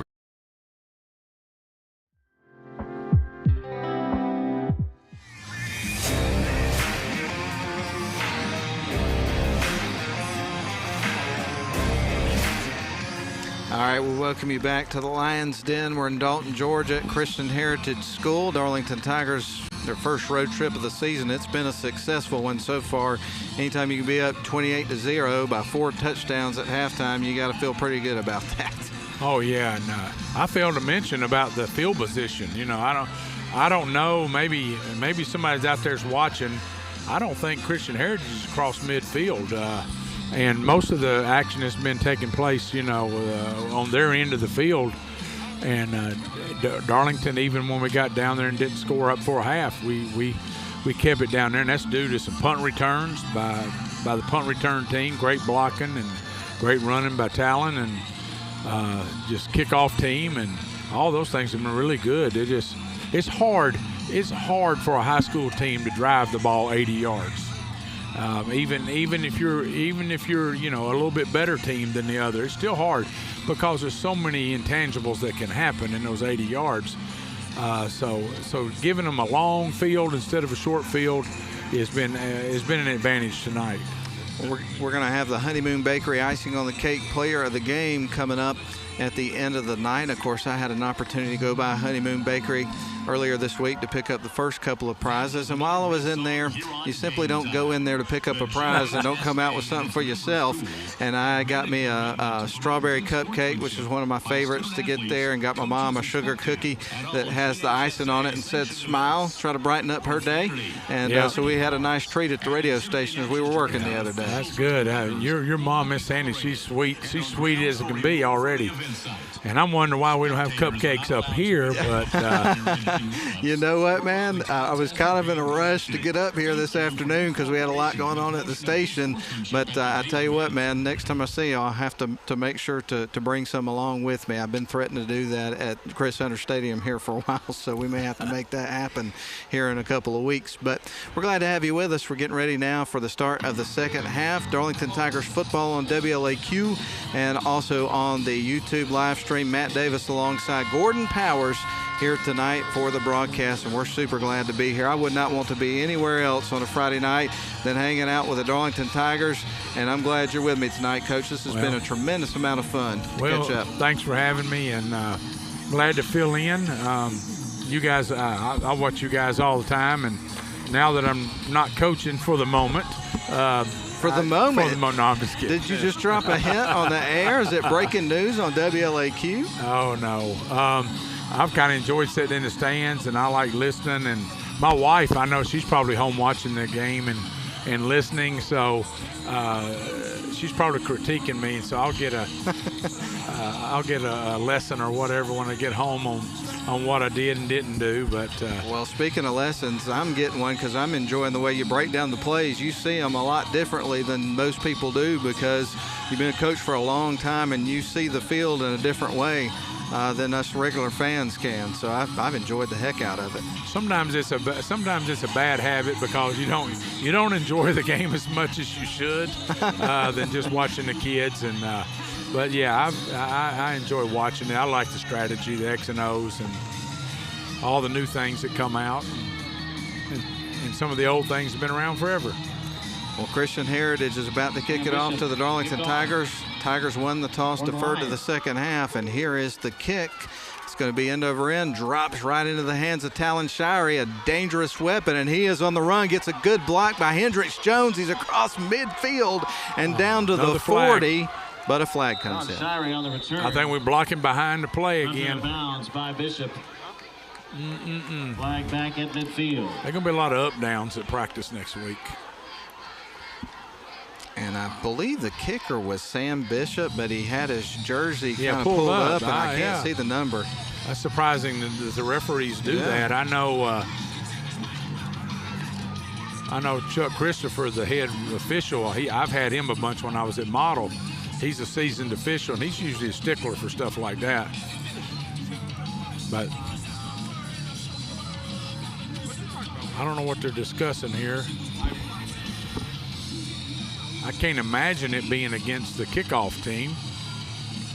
Officials are pointing in that direction. One of them is, but we haven't seen the call yet. So we'll see what the result of the meeting of the minds is in just a couple of moments. Dead ball, unsportsmanlike against Darlington. A sportsmanlike conduct penalty. There we go. Somebody doing something after the whistle. The assist against Darlington.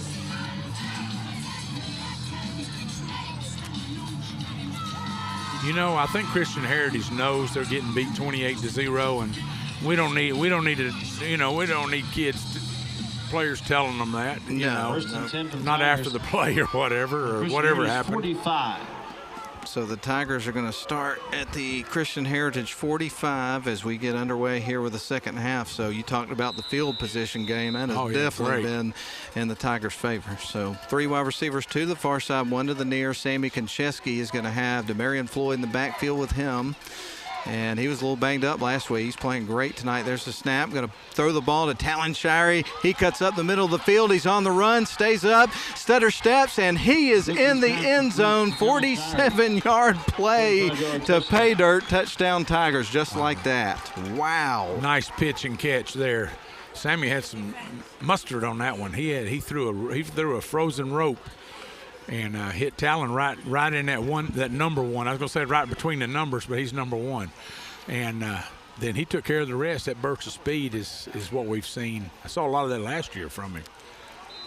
Well, we talked about the Tigers coming out and getting a quick strike to start the half, and boy, did they ever. First play from scrimmage for a touchdown, and now we get ready for Hendricks Jones, who's been perfect to try to tack on another one. Low snap.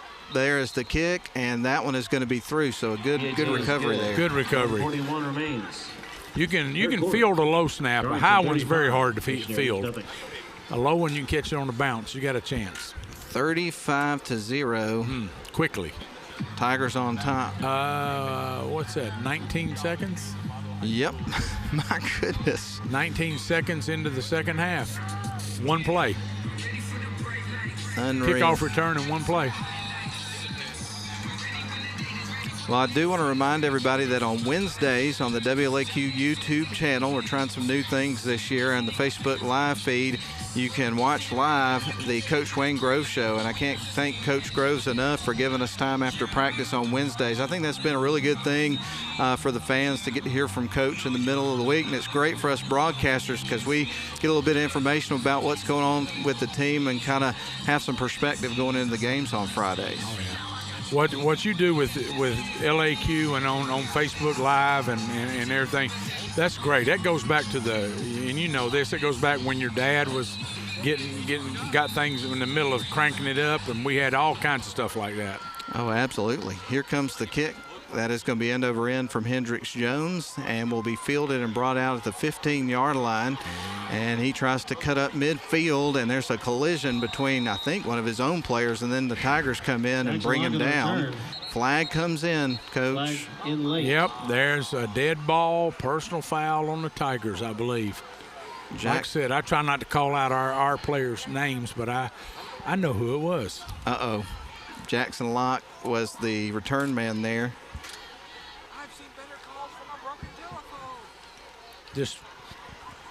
Just pushing and shoving after the play. Personal foul penalty against Darlington. It's an emotional game. There's no doubt about that. Yeah. You want that, but you got to keep your composure. The hardest thing to teach teenagers in football is the second man always gets caught. And, you know, a lot of times, you know, somebody does something to you and the ref didn't see it. So what you're going to do is turn around and retaliate. And especially if it's after the play, they're really going to see it. You can't take the bait, huh? No, sure can. That's hard for them to do. Now, I don't know many kids that can do that, but you have to preach that. That's the one sport where you got to, like, sometimes you just got to take it. Just take it and get back to the huddle. Georgia Tech Yellow Jackets 28, Louisville 13. Oh, man. Wow. I didn't expect that. I was hoping for a win, but that's great. Yeah, Louisville's one of those teams that's been touted as doing really well in the transfer portal and adding some nice pieces and everything like that. But anyway, this is 1st and 10. Christian Heritage with the ball. They're going to start at their own 30. They're going to swing it out to the right side, and quarterback not in sync with his receiver there. It sailed right over his head. That's a long throw. I know he's got a good arm, but they've thrown several passes from the opposite hash to this far sideline. That's tough to do right there, and it gives your defense time to get there because the ball's in the air. But so 2nd down and 10, ball at the 30 as Carter Triplett gets ready to take the snap. He's got the ball in his hands, turns, hands it off. They find a little seam. Ball's loose, picked up by the Tigers, but I think it was blown dead, Coach. That was a great hit. 57. Is that Sam 20? Yes, it is, indeed. That was a great hit. 3rd and 8. It looked like it was going to be like a 5-yard gain, and he just nailed him. So now Christian Heritage is in a 3rd and 8 situation here. So the Tigers are going to try to pin those ears back and get a stop here. So a quick score, and if they get a stop here, boy, the Tigers are going to be in serious business to start this second half. Yep. Up 35-0.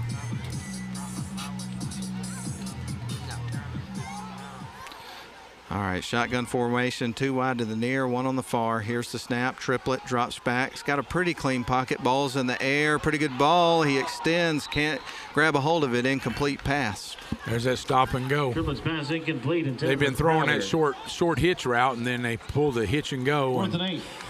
We didn't bite. Great play by Aiden Davis. 3 and out here for Christian Heritage. And now they will have to punt it away. Carter Triplett, the quarterback, remains out there. He's also their punter. Punt returns have been exciting tonight. Oh, you're not kidding. 10:38 left to go in the 3rd quarter. Tigers 35, Lions 0. And there's the snap to Triplett. There's the kick. And that is going to go out of bounds at about the 49 maybe. About a 19-yard punt. Out of bounds at the Darlington 20-yard punt. We'll take it. Yeah, again, great field position for the Darlington Tigers.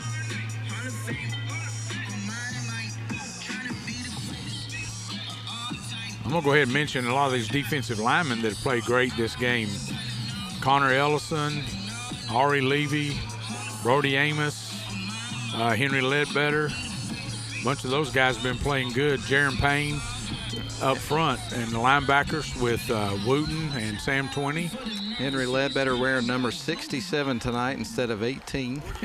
Shotgun formation. There's the snap. We got a new quarterback in. Parker's into the game. They're going to hand it off to Miles Twyman. He runs to the near side and is hauled out of bounds at about the 30. So a good pickup for Miles. Great almost 20 yards. play.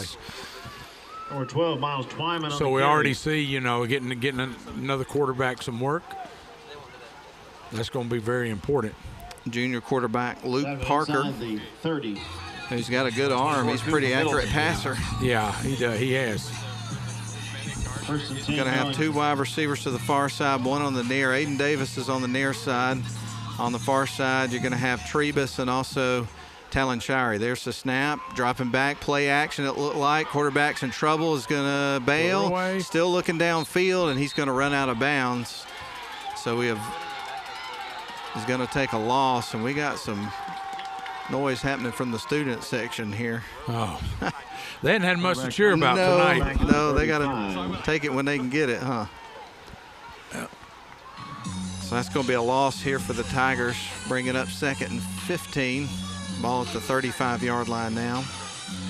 Tigers in Lions territory. Miles Twyman off for this package. On is DeMarion Floyd. 2nd and 15. Tigers trying to step on the jugular here. 2 wide receivers on the far side, 1 on the near. Same package as before, except for now with DeMarion Floyd. He splits out to the right in motion, and its ball's going to bounce up to him. That's going to be incomplete. Pass is incomplete. That's what you call a short arm. 3rd and 15.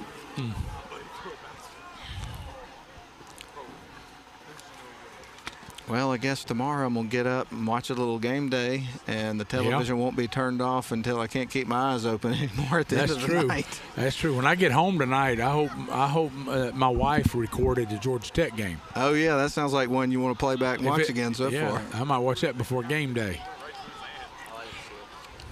2 wide receivers to the near side, 1 on the far. This is 3rd down and 15 from the 35. There's the snap to Parker. He drops back, looking to throw, puts the ball in the air. Nice spiral, headed to Shirey, and that's going to be pass interference, no doubt about it.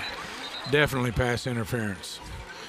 The corner was beat, and when I played college ball, I was a defensive back, and our coach told us, said, look, if you ever beat deep and you know there's going to be a touchdown, just run and grab the guy or hit him before, try to grab him. Because we'll take a 15-yard penalty before we will a long touchdown pass. Absolutely. So the DB recovered just enough time to get his hands on the receiver. But it's interference. Yeah, I actually had the opportunity on Thursday morning to use Coach Powers as a trivia question. I asked which former Floyd County head football coach used to play for Austin Peay. And the answer, of course, is Gordon Powers. And y'all won a conference championship, didn't you? 1977, the first conference championship of the school in school history.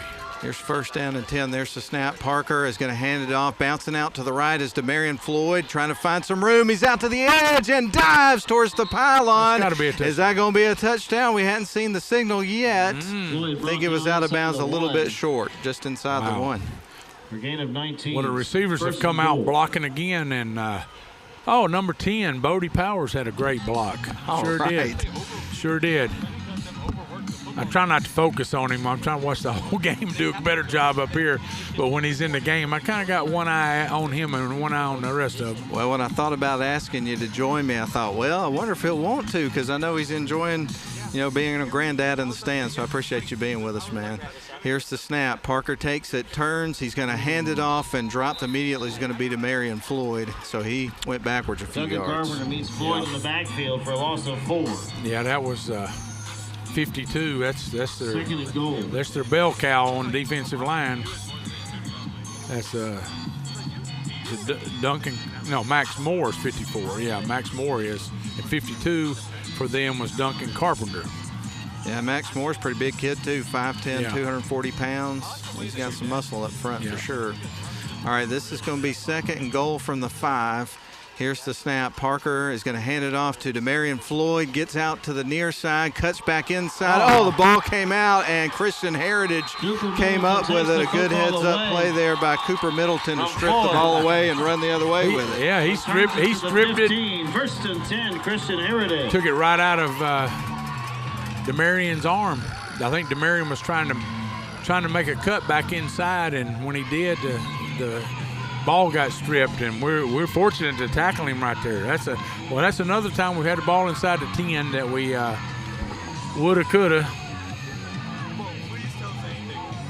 All right, so the ball is going to be at the 13 as Christian Heritage will have it after the turnover, as the ball was stripped away by Connor Middleton for Christian Heritage. Shotgun formation, trips to the far side. They're going to hand it off and run it up the middle and get it out to the 15, so about a 2-3-yard pickup. That was 55. By Colton Mauman. 2nd and 10. All right, so 2nd and 10 here for the Christian Heritage Lions. And they get ready to line up, or actually 2nd and 8 rather. I believe 55 is Connor Ellison this game. The announcer announced somebody else, kind of threw me off, but that's Connor Ellison on the tackle. 4 wide set, there's the snap. Carter Triplett drops back. He's got company in the backfield, has to tuck and run. He's upended at about the 20, but he does pick up about 5 yards on the play, setting up a 3rd and fairly short. Sam 20 on a sure tackle. Connor Ellison makes the tackle. Gain of 5. It's 3rd and 5 for the Lions. So again, 3rd and 4 to go here for the Lions. 7:44 left to go in the 3rd quarter. Tigers lead at 35-0, striking first here in the 3rd quarter of the football game, and had it pretty close to scoring just a moment ago and had the ball stripped away. Now turnover. 4 wide receiver set. Shotgun formation, 3rd and 4. Here's the snap to Triplett. He's going to turn, hand it off, and dropped immediately. No, it went the other way. He kept it. Sam Wooten. Sam Wooten with a tackle for loss. Noah Duggan makes the tackle. I wonder if they were good buddies up here. You know? Yeah, I don't know. You know, it was a great play. Sam read that really well. It had both of us fooled up here. Oh, it did. I thought it was coming this way, and they squirted out the other way. Yeah. But now they're going to have to punt it. This is 4th and 6 with the clock ticking here in the 3rd quarter of the football game. 2 men back at midfield here for the Tigers, standing on the far hash. Christian Heritage missing somebody. There he comes. Talon Shower is on the near hash. Hendricks Jones on the other side. And we get ready for the quarterback to punt it away. Carter Triplett, ball's in his hands. Kind of a rugby-style kick. Drops into the hands of Hendricks Jones. He's up across the 40 at the 38. Nice stutter step. Spins around, and he's greeted by a host of Lions. Returns to the 36. Got another flag. Mm-hmm. I think this one, I think this one is on Christian Heritage. The official there is escorting him towards the sideline. It's number 15, and one of his teammates just gave him a little bit for acting like that. We had a wall set up over here, and Hendricks couldn't quite get back over here. Personal foul indication against Christian Heritage. We will get you to the Rome Orthopedic Center High School Football Scoreboard Show immediately after the game, but not before we award the Honeymoon Bakery Icing on the Cake Player of the Game. And then programming note for you, after the scoreboard show tonight at 11:30, we're going to shift over to the Braves game in progress. They're taking on the Dodgers. That's a big series, so we'll make sure we can get in as much of that as we possibly can this weekend. And we're going to have Braves baseball coming up for you tomorrow on WLAQ. Let me see, first pitch tomorrow's at 9:10, so a little bit earlier. Pregame at 7:55, and then on Sunday it's going to be 4:10. First pitch pregame at 2:55. So Braves baseball Saturday and Sunday for you, and a little bit tonight. All right, the Tigers are going to line up at the 25-yard line. Shotgun formation, empty set. They're going to fake the handoff. Quarterback runs off to the far side. They fake the sweep, and then Konchesky kept it, and he was run out of bounds. I don't think he got much there. That didn't fool anybody. They faked the sweep to the left with Shirey. Should have gave it to Talon. Christian Heritage stayed home over there. So we're going to have Miles Twyman in the backfield with Luke Parker here for this particular snap. Looks like Sammy Konchesky's night is done. He had a great night, didn't he, Coach? He sure did. He sure did. I think that tackle on the sideline over at Coach Grove's place, I might ought to get my starting quarterback out. Here's the snap, a little bit low, and ball's loose on the field. Parker is going to be able to cover there, but that was dangerous territory. Fumble recovered by the Tigers back at the 30. So the Tigers may be getting a few substitutes in. Yeah, you know, the line doesn't have a whole lot of subs, but there's a few. This is going to be one of those nights where obviously the Tigers are up 35-0, but you pointed out the penalties that you've seen in this game, and then we had some trouble with the snap there. Not finishing drives. Not finishing drives. There was the strip, ball security, things of that sort. So there's going to be stuff to look at on film that they want to work on for sure. Shotgun formation, 3rd down and 14, ball at the 29. Parker dropping back, and it's going to put the ball in the air, and that's going to be incomplete. I'm kind of surprised he reared back and threw that one how he did. Yeah, he had 4th and 14. He had Talon Showery open over the middle, but he just couldn't. The pocket collapsed on him, and he still went ahead and tried to make a throw and got hit. We're forcing it there that's incomplete, but it's a great effort. Great effort. So that brings up 4th down and 14 with the ball at the 29-yard line. Tigers with it. Looks like we're going for it. Indeed it does. Trips to the near side. Going to have one receiver to the far side. Parker ready to take the snap with Miles in the backfield. He drops back looking to throw, puts the ball in the air, a fade, and that's going to be caught but out of bounds by Trebus. So that's going to be a turnover on downs. 1st and 10, Christian Heritage from the 29. Parker made a great throw, but just let him. He put it. You want to put that on the sideline where your receiver's got a good chance of catching it away from the defensive back, but just a yard or two outside. So now that'll get better with time and practice. Christian Heritage is going to start at their own 29-yard line with 4:44 left to go here in the 3rd quarter, and a 35-0 Tigers lead. I'm kind of with you, Coach, after kind of seeing a little bit of this team and hearing coaches talk about them and everything. I didn't know what to expect in this game. I certainly didn't expect it to be 35-0 with this much time left. No.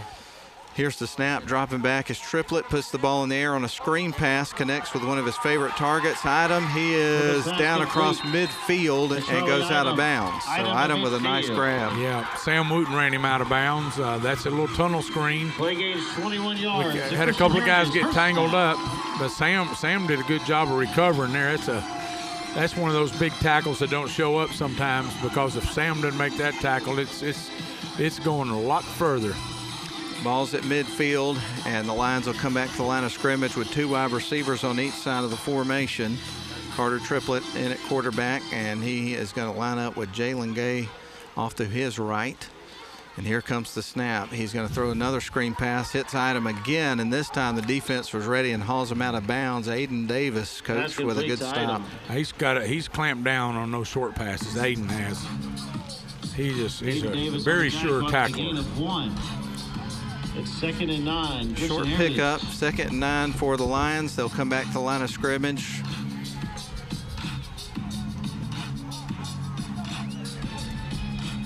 They're going to have 2 wide, a couple of receivers on each side of this formation and remaining in the backfield, but this time he's going to go off to his left. It looks like, again, is going to be Jalen Gay.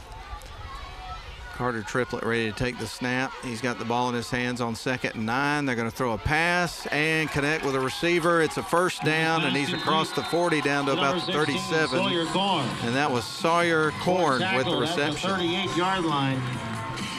Play gains 11 yards. Another Christian Heritage 1st down. Is that 15 in or the corner on our side? Jace Hatcher? Yes, sir. Yeah, Jace Hatcher made the tackle. And called his name tonight. He's in the game. So the Lions are on the move. This is 1st and 10 with the ball now at the 38-yard line in Tiger territory. Here's the snap and a quick throw. He connects, kind of bobbled a little bit, but recovered, stays up, breaks the tackle. There's a flag on the field, and running towards the end zone is Korn. He stopped at about the 2. Let's see what the flag is, Coach. There's a flag back at the 35-yard line. It's either got to be a holding or a block in the back, I'm thinking. We were talking about that Dalton-Sonoraville game. I just got a message from the station that Dalton's up 43-0. On Sonoraville. Yeah. Makes you want to have that game back, doesn't it? Yeah, absolutely. Yep. Looks like Patrick Collier, our good defensive back coach, rotating some guys in. It's good to see. Patrick played at Darlington. That's right. And went to Auburn, played at Auburn, and then came back to Darlington. I don't think he's been anywhere else.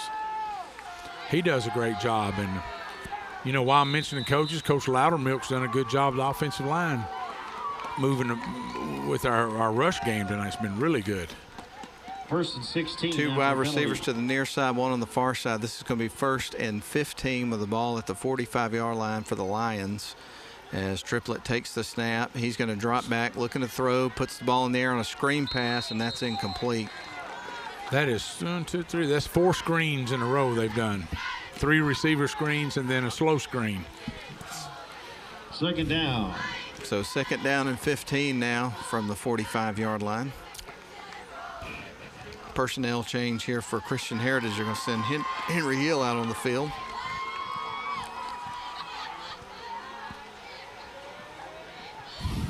And I made the comment earlier about the game moving pretty quick. I told you, third kiss quarter. Of death, wasn't it?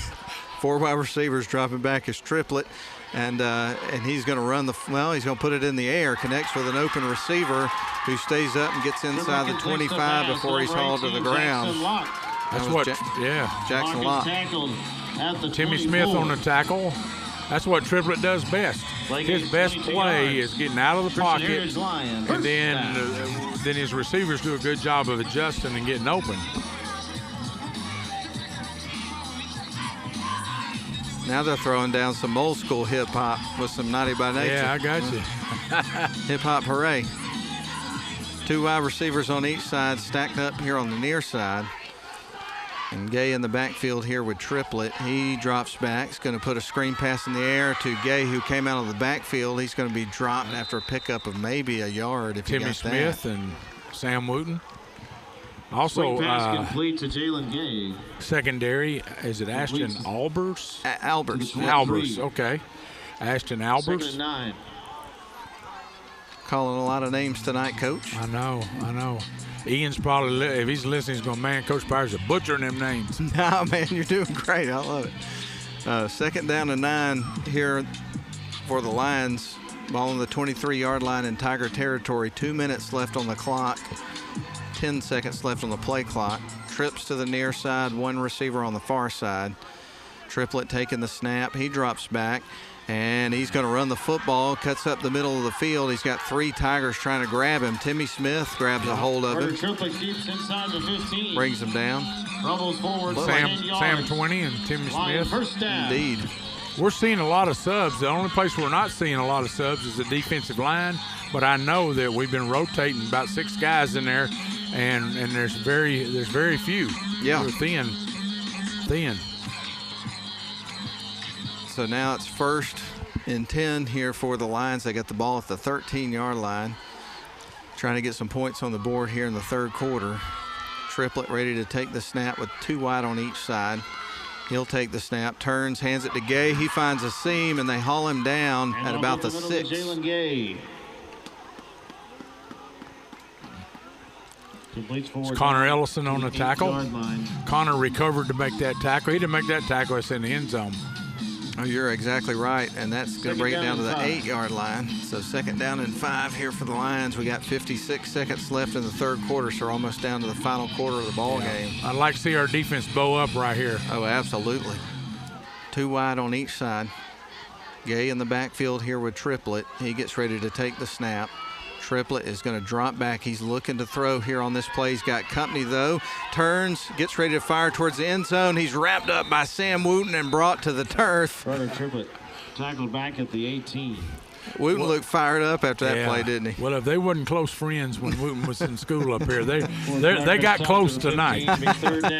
And he used good restraint there at the end of the play because you could tell he was fired up, but he kept it, reeled in, which is what you want to see. Oh, yeah. For the most part, we've done a really good job containing the quarterback and forcing a few things that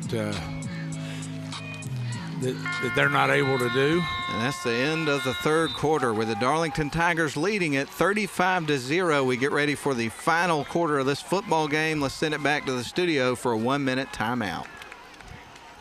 We head to the fourth quarter. So I'll be a running clock.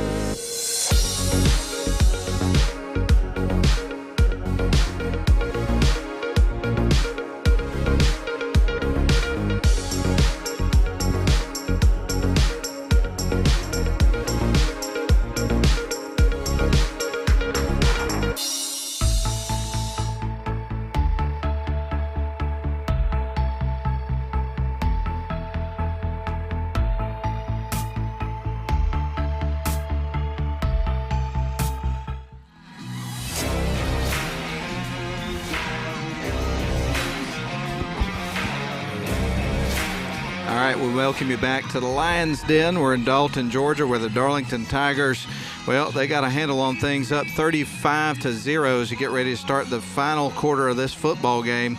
And it's been a lot of fun for the folks in purple tonight. It has. It's been a great game. If you're a Darlington Tiger, it's been exciting. You've had a little bit of everything so far. We had an interception return, a punt return that went to the 1-yard line, another interception, and just some good offense. And, we've had a good mix. And now we get to sing along to Sweet Caroline. I know, but better than the rap we had earlier, I guess. I'll let you sing if you want to. Well, the guys next to us on the cameras they're having a good time tonight. All right, folks, here we go. 3rd and 11 from the 15. Oh, my goodness. Laying the wood down. The Tigers' ball came out. I think they're going to say it was dead, but, boy, the quarterback triplet took a hit. Connor Ellison. He just – I'd see that replay. Oh, wow. Fourth down. He just slipped right by – he slipped right by the guard. Just like it just slid right by him and unblocked. And the guard turned around and looked around. It's one of those lookout blocks. So 11:26 and the clock running, 35-0. Tigers lead it. This is going to be 4th down and 18 with the ball at the 21-yard line. So obviously this is 4-down territory for the Lions here on this side of the field. And they're going to have 4 wide receivers. Here's the snap to Triplet, low snap, picks it up. He's got company immediately, puts the ball in the air, just kind of heaves it towards the end zone. That's going to be incomplete. Nobody was open regardless. Nope, no flag. We did a good job not getting the flag. 1st and 10, Darlington. There you go. One quarterback, Ledbetter, Henry, who plays offensive tackle tonight and defensive end, is also a quarterback. He's back there helping the quarterback up. Typically wears 18 tonight. Yeah. He's wearing 67. He probably said, I've been there, man. Let me help you up. And you love to see that kind of character from kids, just saying, hey, Coach, put whatever number you want to on me and tell me where to go. I'm going to help the team wherever I can. We've had just a little bit of after the play, but this is not as chippy or whatever as it's been in the past. I think it has a lot to do with the score, but, we've carried ourselves well tonight. 3 wide receivers for the Tigers. Luke Parker in at quarterback. He's ready to take the snap, and he is going to turn, hands the ball off, and dropped immediately. He's going to be Miles Twyman. Takes a loss of about 3 or 4 yards, it looks like. And off to Twyman. He's met in the backfield by a host of Lions. Brody Amos, 9th grader, is in on the line. I've seen him several times tonight. There's 72. That's Stephen Moore, 72. Here's the snap on 2nd and 14, and a handoff. It's going to Miles Twyman. He's got some green grass. He's on the run, picks up a first down out to the 35. Wow. I had looked for a second he was going to take it to the house. It really did. He was just a couple of steps away from breaking the big one, as you referenced. And that's a player that you look at from his freshman year to his sophomore year. I mean, you could see some flashes last year, but he has really developed. Great block by Jace Donaldson. Bodie Powers. Those are Coach Abels, the receiver coach, has done a great job. These guys are really blocking downfield. So 1st and 10 from the 35-yard line. Here's the snap to Parker. He hands it off, gives it to Miles Twyman. Heavy dose of the run here as the Tigers are just trying to eat as much of this clock as they can with this possession. Miles putting two arms around the ball to secure it. Immediately by Max Moore. For a loss of 1. He probably remembers what happened to Floyd in the ball strip. As he said, 2 hands on it. 2nd and 11. I would imagine that's definitely something that was talked about over on the sidelines. Hey, guys, let's make sure to secure that football. Sometimes in a game like this when you got a big lead, kids, they try a little bit too much, try a little bit, try harder, try to do something, make that last little yard or try to do something they're not capable of doing. Bodie Powers is going to line up in the slot in the near side, 3 wide set. Here's the snap. Parker's going to turn. He's going to run the football, cuts off to the near side, and he's going to be brought down by a couple of lines for a short gain of maybe a yard. Not a lot there. Down back at the 20 or the 33. That was a nice tackle. Henry Hill. Yes, it was. Henry Hill, as you just heard on the PA, was responsible for that tackle. 3rd and 12. So that brings up 3rd and 12 here for the Tigers from the 33. 7:35 remaining here in the football game. They're going to crank up some Inner Sandman and Metallica now. They're speaking my language now. There you go. I always want to go to a game at night in Blacksburg, Virginia Tech, when they come out to this song. Yeah. I bet that's so much fun. There's the snap. Parker's going to throw a screen pass to Miles Twyman, who came out of the backfield. He's running down the sidelines, gets tripped up. There's a flag. They're going to mark him. A little bit of pushing and shoving, some extracurricular after the play. Yeah, extracurricular. Teammate comes over and kind of reels his teammate back in. For Christian Heritage, yeah. That's another thing you don't want to see in a game like this, and is guys on the losing end sometimes get a little hot. It's been a frustrating night. I mean, they're 0-2 to start the season. Getting shut out here at home. So holding against Darlington. But a good job again by his teammate to come over and kind of settle him down just a little bit. Yep. They got to look out for each other for sure. So now the ball is going to be at the 32-yard line. I believe that's the voice of Brian Evans on the PA tonight. There you go. He's talking about Blacksburg. Stephen Powers has been been on the sideline in Blacksburg. He said it's pretty awesome. Oh, I bet it is. Shotgun formation, 3 wide set on the far side, 1 in the near. Parker turns, fires, it's batted down and almost intercepted. It hits the turf. Ooh, that was close. Oh, that was close. Goes down as an incomplete, but an almost Christian Heritage touchdown. Yeah, it was almost the pick 6 there, but this is going to be a punt situation for the Tigers, 4th and 13. Do you recall have we punted? I believe one time. One time. Yeah. I'd have to go back and look at my notes. So. Yeah, there was one punt. Yeah. It's always a good thing when your punt team is not on the field. Talon Showery out to punt the ball here for the Tigers. And we're clock rolling here in this football game. It's down to the 6:15 mark. Here's the snap. Showery's got it in his hands, puts the boot on it. It's got some pretty good air under it, and that's going to be dropping in. Signal is a fair catch at about the 36. Fair catch called for and made. 1st and 10 for the Lions. It is a running clock. It's still running. Yep. So the Tigers are 1-1 on the season, about to go to 2-1, and what a great bounce-back win this is going to be for the team that struggled in the second half last week against Sonoraville at home. They go on the road in hostile territory. This has been a rivalry over recent years. I don't think that's too strong a word to use to describe it. Yeah. Definitely some pretty tense matchups between these two teams. So this is going to be just a great victory here for the Tigers. Big time.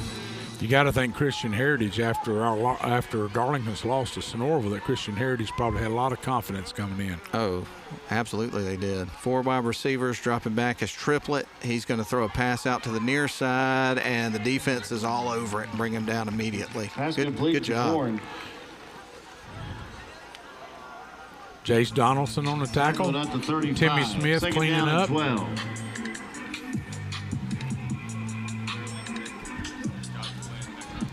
Throwing some instrumental Drake into the mix. I know some of this stuff. Oh, man. you got it down. I got this on my Spotify playlist when I'm out running. I got some good beats.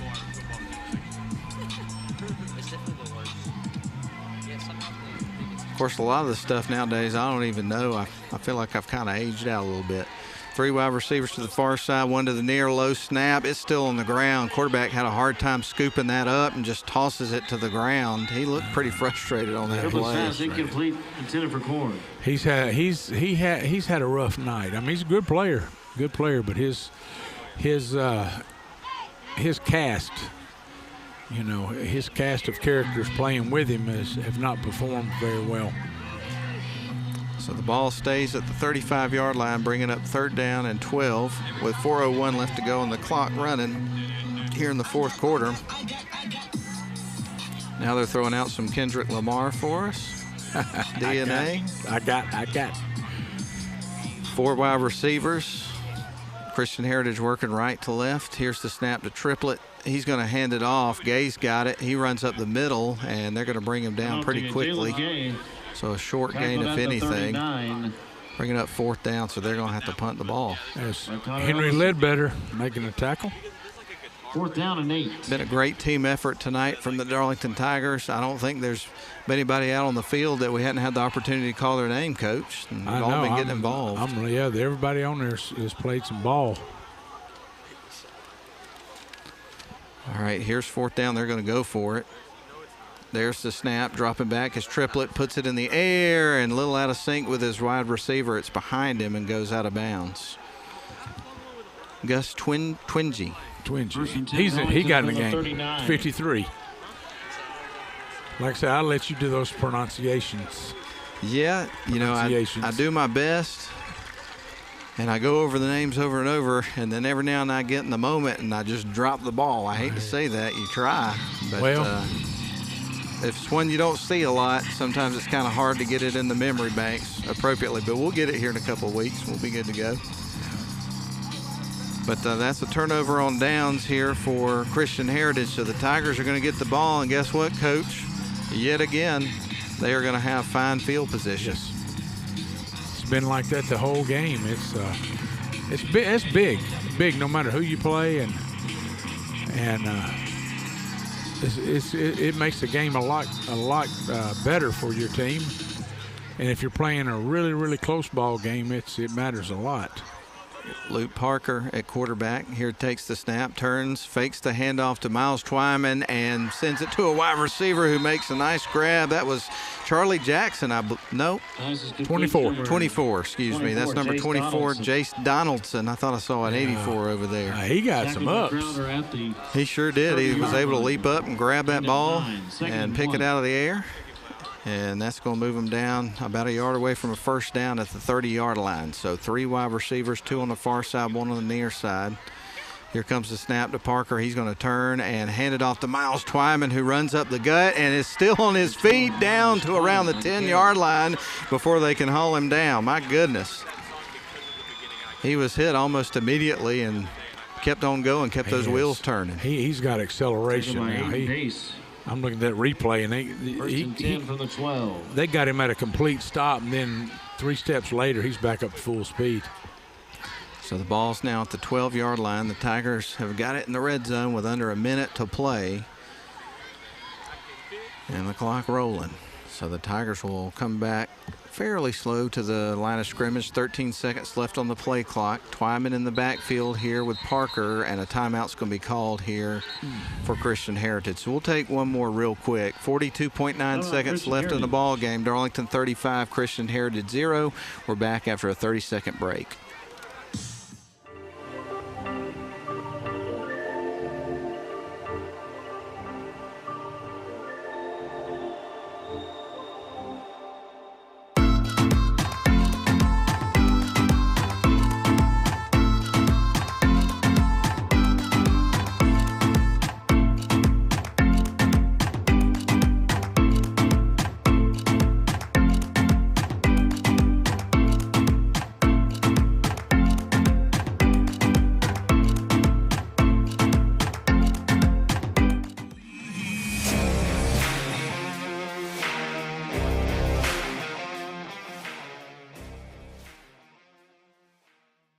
Davis alongside Gordon Powers bringing you the commentary of tonight's ball game, and the Tigers could perhaps score again before this is over. Already up 35-0, 42.9 seconds left on the clock, and 1st and 10 from the 12-yard line of Christian Heritage side of the field. Parker out there at quarterback, Twyman in the backfield with him. He will turn, hands it to Twyman. He gets tripped up, and I would say no gain on that play. Duncan Carpenter. That may be the last play of the game there. Scrimmage. Yep, 29 seconds left on the clock. Second down. And second down coming up here. I hope I didn't miss anybody's name tonight. You did a great job, man. You got a ton of them in, and this has been just a thrill for me to get to work with you on a ball game. Thank you. I see Vince Height in, 9th grader. Yep, 10 seconds left on the clock, and it looks like this one is about to be officially in the books. The Tigers are going to move their season record to 2-1 by picking up a road victory here in the first road game of the season, and the first road game in the career of Coach Groves as a head coach. And they win it 35-0, pitching the shutout over the Christian Heritage Lions. We're going to take a 3-minute timeout, and we'll come back and we'll talk over the Honeymoon Bakery icing on the cake player of the game during the break. We'll come back and wrap things up here from Dalton, Georgia. Tigers win it 35-0, back in 3. Pickens. Look forward to seeing everyone back in the Lions Den in 2 weeks.